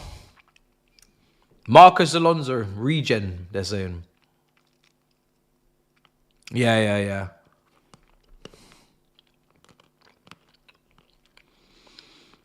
Jackson is the occupier. He's occupying the centre-backs.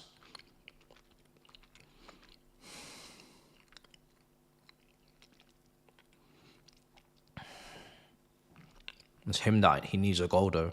I'll be honest. He can occupy centre-backs as much as he wants, but that brother needs to score. I know his confidence needs a goal. He needs to score a goal today, if he can. Really does.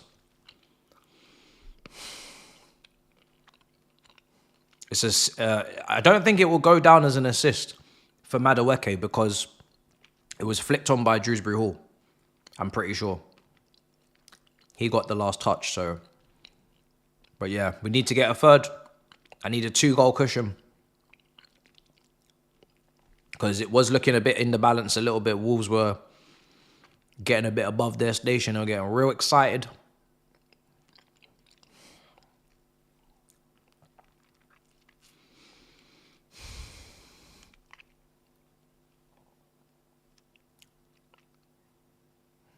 Sancho, who's come on for Neto now.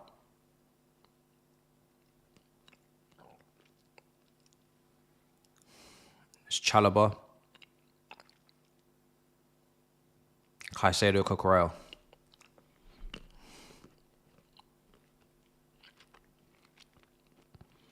It's James, Caicedo. Dewsbury Hall. So good today. So good, Dewsbury Hall today.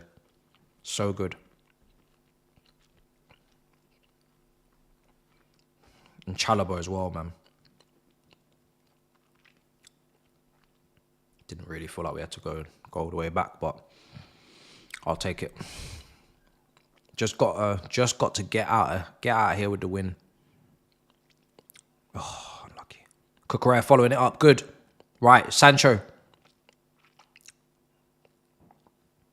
Jackson holding it up. Nice, well done, Jackson. That's a free kick. That's a free kick. That's a free kick.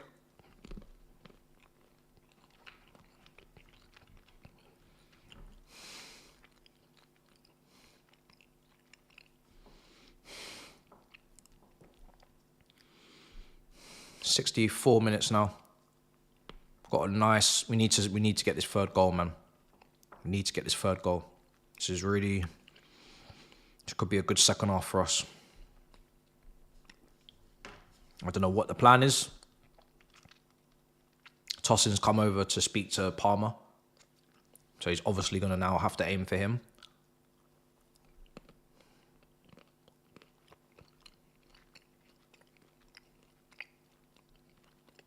Even Reece James came across as well. There seems to be some sort of plan. You would hope. You would like to think. Ball in. Header. Yes! Is that going to count?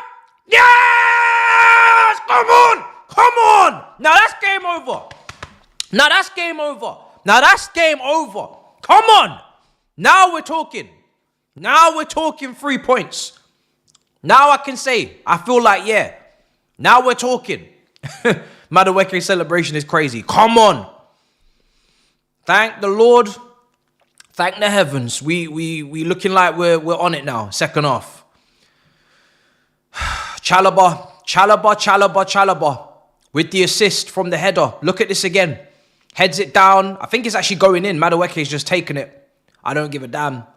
Who scores? Come on. That would have been a goal for Chalobah. It was going in. Mudryk takes the goal. He gets the assist. Lovely. Follow in. That's what I want from the attackers. Follow in. Follow the shots in. Make sure of it. Make sure it's in the back of the net. Come on. We need this, man. We have to have at least a little bit of confidence going to the Etihad. A little bit. We need to, at least.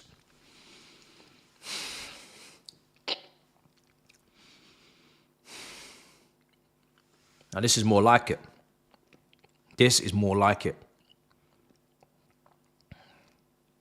And we scored from crosses, which is crazy. But we actually scored from crosses, guys.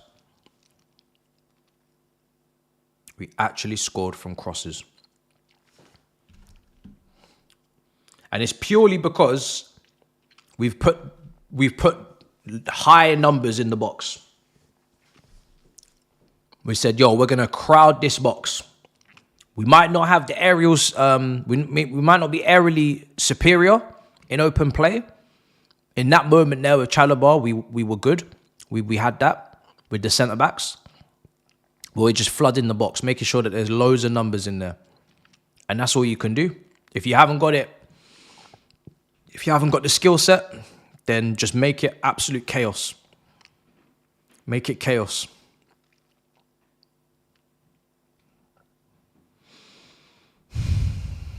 And that's what we've done.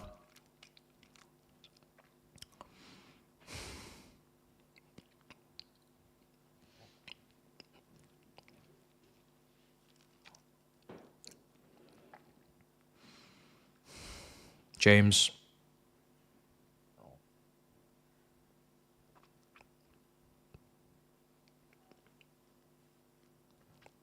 Don't let up. Have a bit of a ruthless side to you lot now. And go and get the fourth. Cucurella, Palmer. Nice, Cucurella. Is that onside? Get the fourth. Kill the game completely. Sancho. Blocked. Nice. He's played that guy like a fiddle. He's absolutely played him like a fiddle. Knew the way the ball was gonna bounce. Just let him just piss about. Twist him up.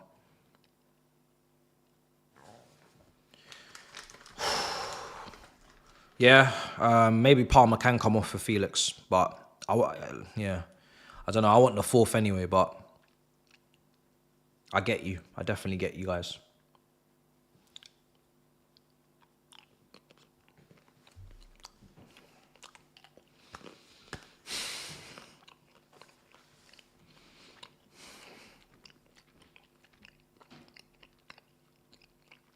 Let's see when he wants to make the change.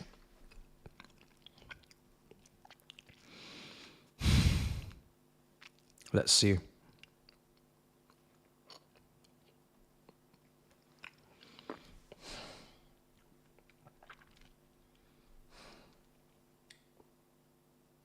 Got so much catching up to do on Nottingham Forest, man. So much catching up to do on Nottingham Forest. It's crazy. Crazy. 4 points behind them with a win. 4 points with the win. So much catching up to do.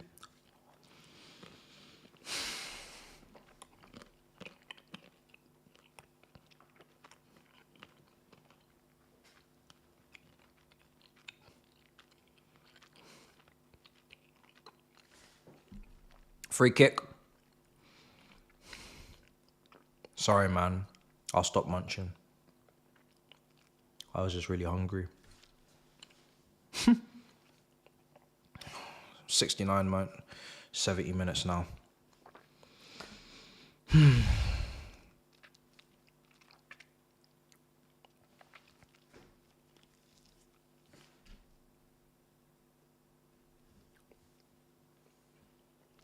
What?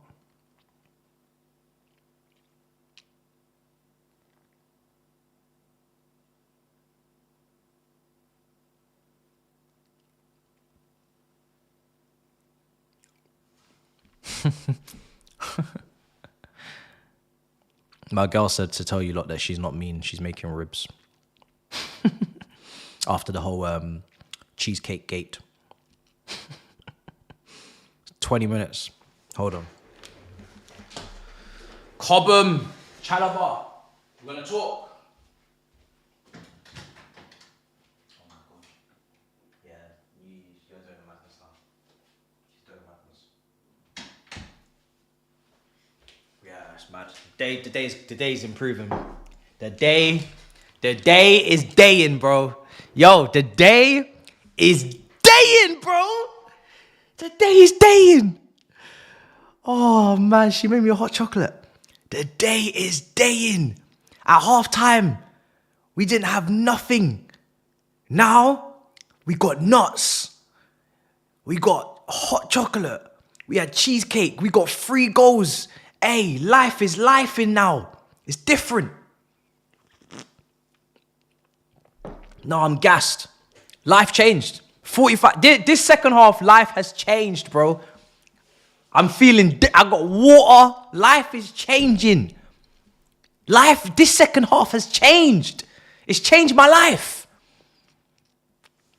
I was malnourished. Oh my days. I was starving. There's even marshmallows in the ting, fam. Nah, glory to God. This is an incredible half. This is an incredible half. It's an incredible half. It's incredible. It's incredible. Sanchez, yo, just remain responsible at all times. I beg of you. Chalaba, with an assist. And the way he's played today, what we saying, chat? Man of the match? What we saying, chat? Man of the match for Chalaba? On his first game back, I'd love to see it. I'd love to see it. The goal had absolutely nothing to do with him, the one that we conceded. So, That would be a beauty, because obviously, like, it is his return, and we ain't just trying to be charitable, but he actually deserves it. Like, he's truly been, obviously now, Dewsbury Hall has been really good. Cucurella with a nice goal, but I just want to give it to Chalobah, man. I just think the calmness, the composure, doing the basics right, bringing balance and stability, what he's brought to that defense today. Obviously, Reece James helps. Make no mistake, Reece James is always going to make a big difference. But he's changed lives. And you could argue he's playing on his weakest side because he's obviously right-footed. He's playing on the left side centre-back position. He's more accustomed to playing on the right side. But like I said before we kicked off, he has played on the left before.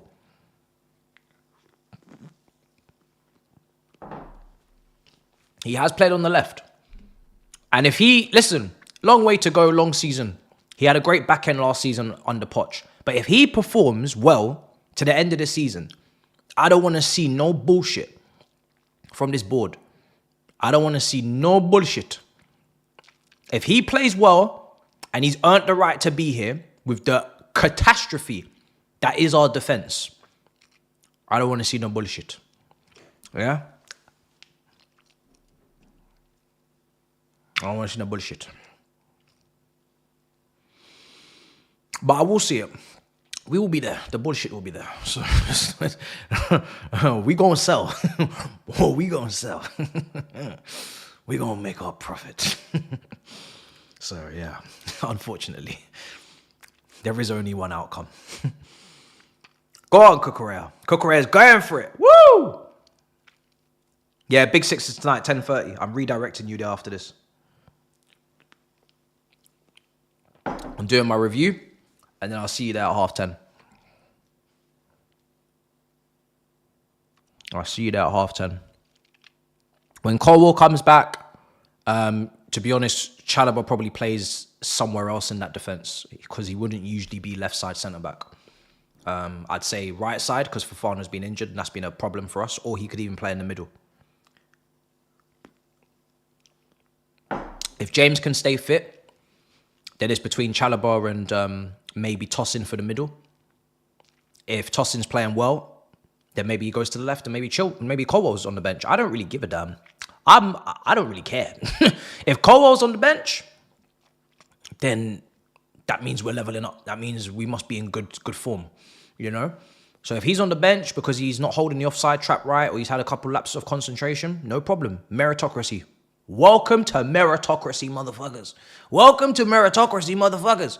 You know what I'm saying? Look at Reece James. Said, yo, you take that captain's armband, you finish this off for me, Caicedo. Well done. Good performance, Reece James. We don't speak on Disasi. We've moved on. We've moved on. Oh, shit, he's coming on. Oh, my God. I've actually been deadly serious. I thought you lot were taking the piss. I didn't realise he was coming on. I thought you lot were just bringing him up to take the piss out of me. Oh, my days. All right. Well, it's 15 minutes. What's the worst he could do? Gusto's coming on. Disasi's coming on. 15 minutes to go.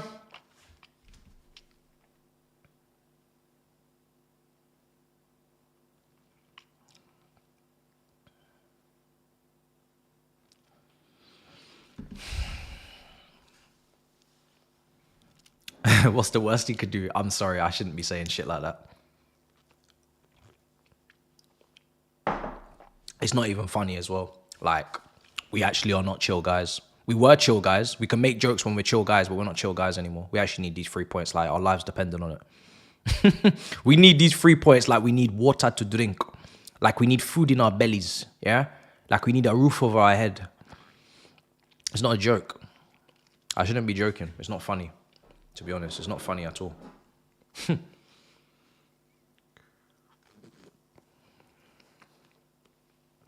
Go on, Gusto. So Gusto's gone left back? No, he can't be. Palmer Jackson, are you on side? Are you on side? Are you going to make it? Yes! He's offside, isn't he? Fuck my life. I knew it. I knew he was offside. I knew it. I was asking, is he offside? Because I felt like he was, but the flag didn't go up. Why don't you just put the flag up straight away? Why? What is with this new rule of waiting for someone to put it in the back of the net and then putting the flag up? Just put the flag up, man.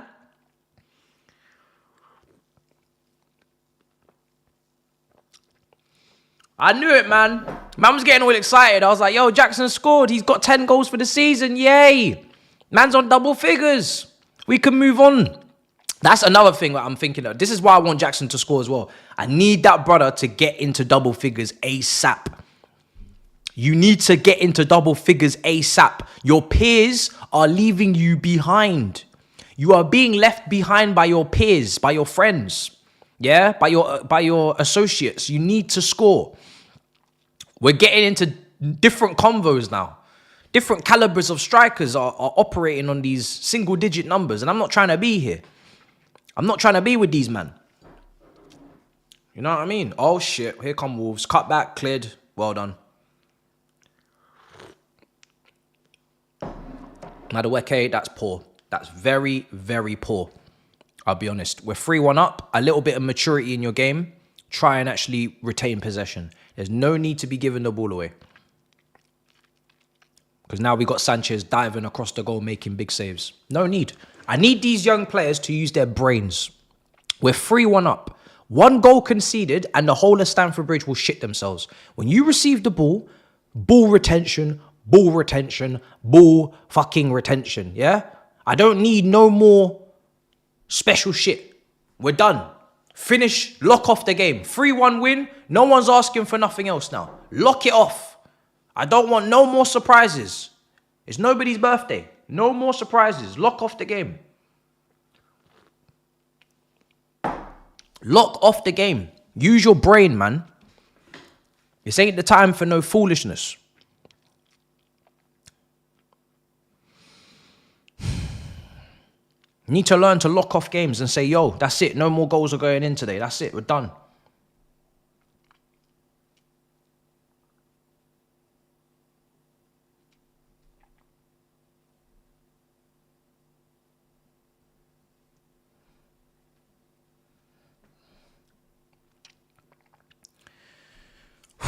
Ball in.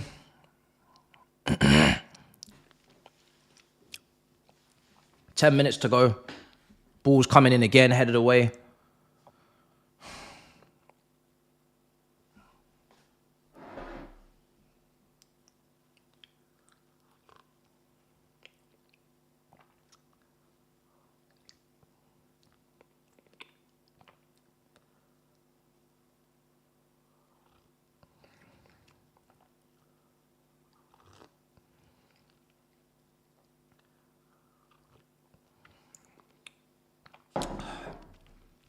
Here's 80th minute.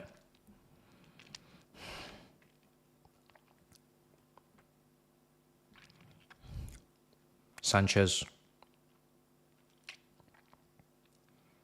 He's gone long. Nice. Yeah, Chalobah man the match.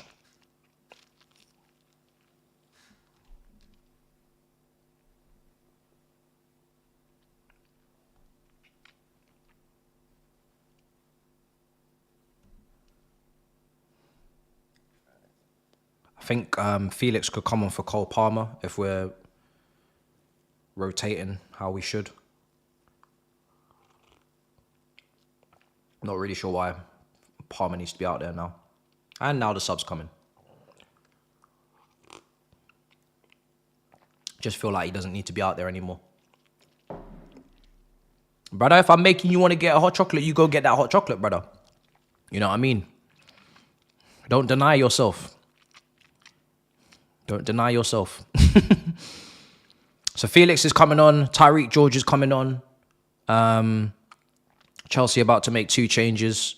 I'm assuming that will be for Madueke and Palmer.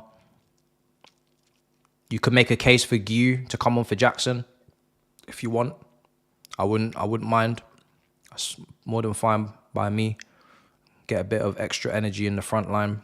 Get the ball back higher up the pitch. Try and take the pressure off ourselves. Feels like a fair time to do that. But how many substitutions have we made now? We brought on Disasi, we brought on Gusto, we brought on Sancho, so we ain't got enough subs to bring Gu on after this. It's a shame. Shit, they're in behind. Oh, brother. Larson. Sanchez save. Larson again.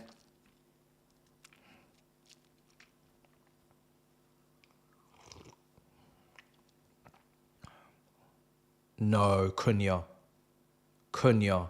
You need to chill the fuck out, mate. There's no way man just chested the ball down like that. Is that man alright? He's possessed. Jesus. He needs to chill. He actually needs to relax. 4 subs. Have we made 4 subs? No, we've made 3 already, no? Desassi, Sancho, Gusto. We've made 3 subs. So this is the 4 and the 5. That's it. No more subs left, bro. That's it. Done.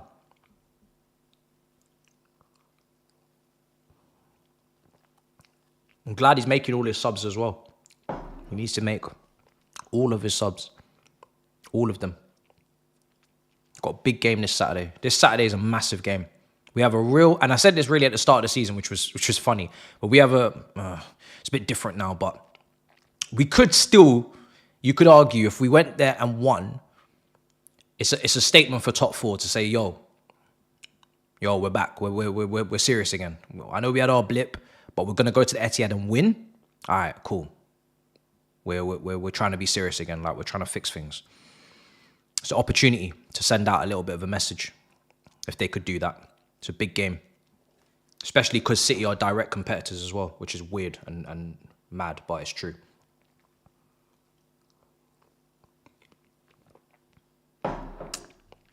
Yeah. But it's very difficult to go there and win, man. I'll be honest.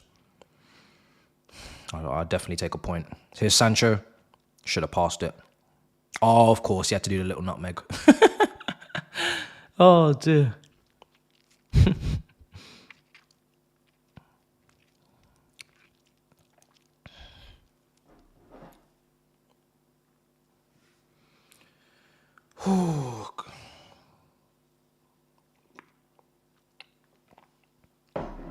Nutmeg City.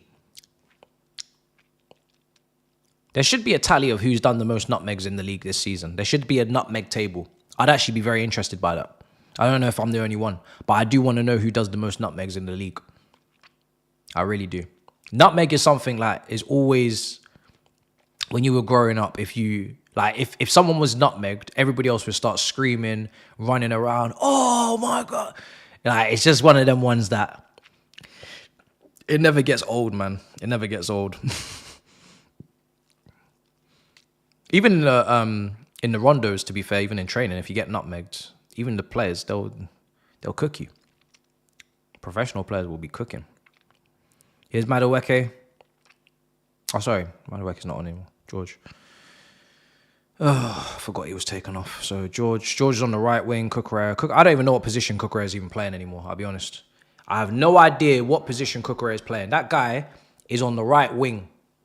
That brother is on the right wing. What he's doing over there, don't ask, because I don't know. I don't know where he's playing. I don't know where he's going. He's just out there. He's playing a free role. Cucurella is playing a free role. That brother's playing a free role.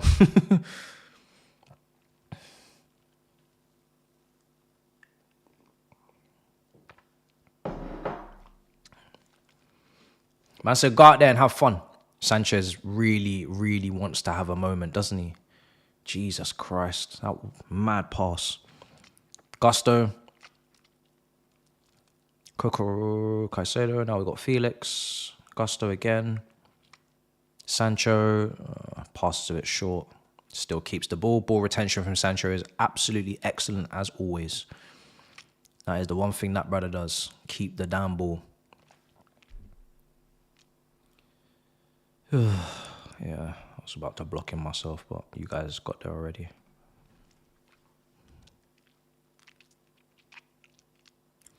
Here's Tosin. Good pass. George. Oh, he's offside, is he?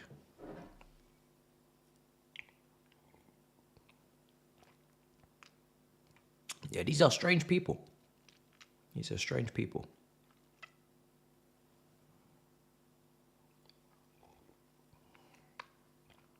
Someone sat down. They said, you know what I'm going to do today with my precious time? I'm going to make a new Gmail. I'm going to call it something dumb. And I'm going to make multiple of them. And then I'm going to spam and I'm going to get blocked. And that's just a very interesting way to use your time, in my opinion.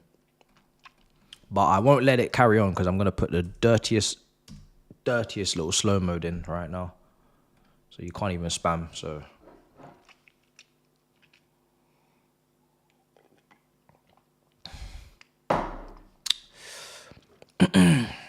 So, we go again. Next game, back to winning ways. Absolute relief that we've won this match. It was never a given, but it was expected. Here's Caicedo. And credit to the boys, because at half-time, this game could have gone one or two ways, and they've made sure it went the right way.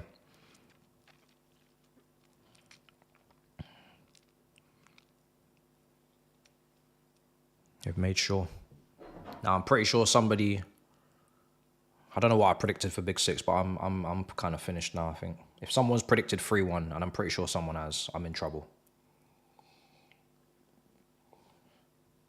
I'm in a lot of damn trouble right now. I'll be real.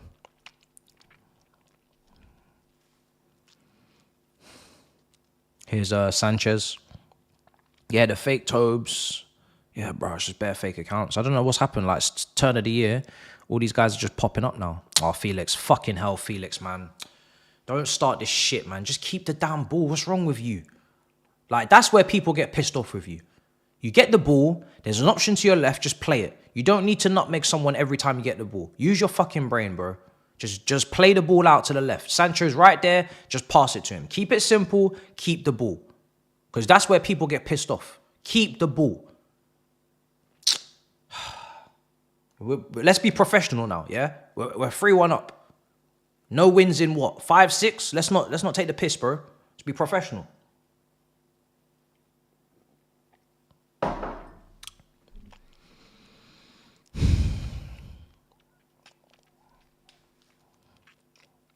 Someone said Caicedo suspended. That's not my business. I'll be real. That sounds like a preview problem. I'm not paying no attention to that. You ain't gonna spoil my day.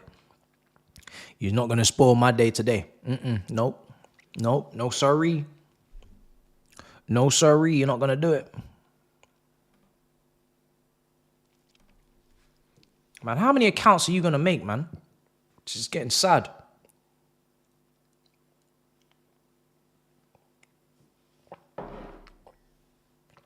Oh, Jackson, that was your chance to score your goal. Put it wide.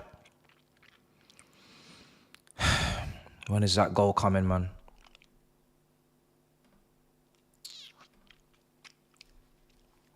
That account there is tapped, I'll be real. Felix. Jackson, man. Here's Larson. He's going to take it out wide.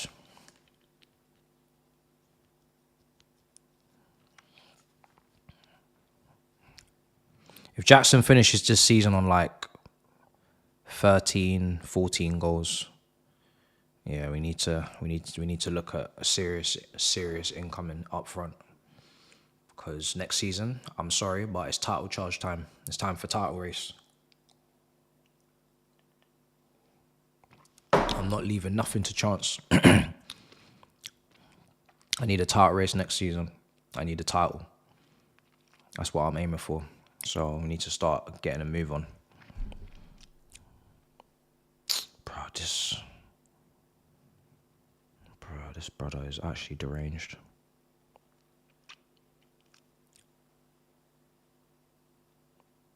So deranged.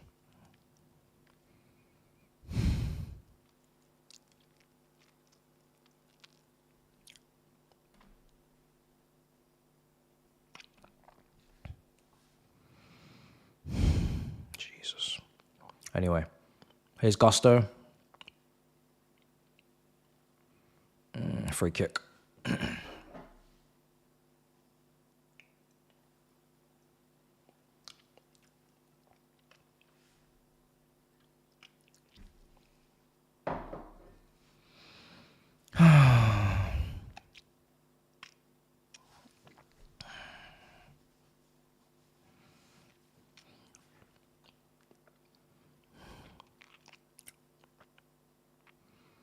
Mods are getting that good work today.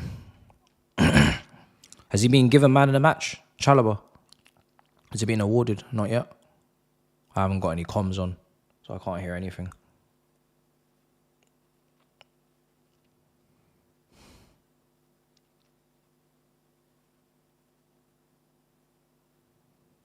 Sanchez clears.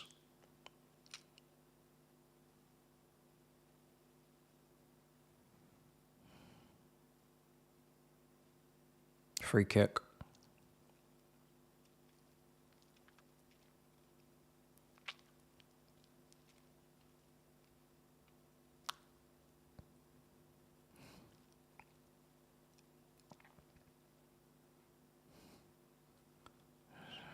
Right, Felix. Go on. Oh.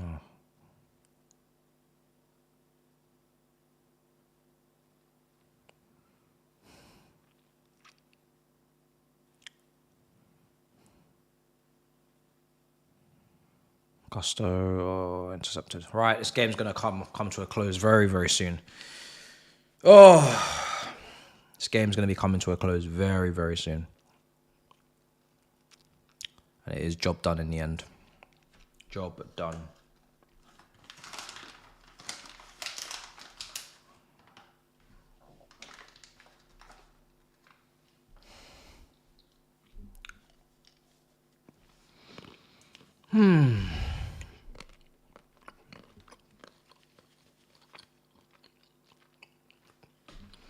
Now Jackson's on the ground.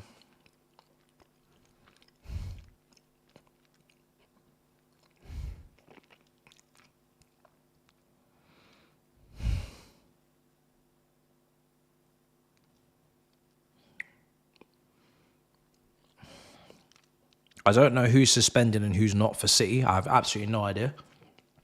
But that will be something that we check later on. But I can tell you that today,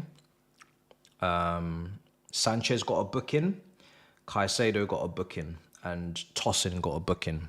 And there was some talk about Caicedo and Sanchez.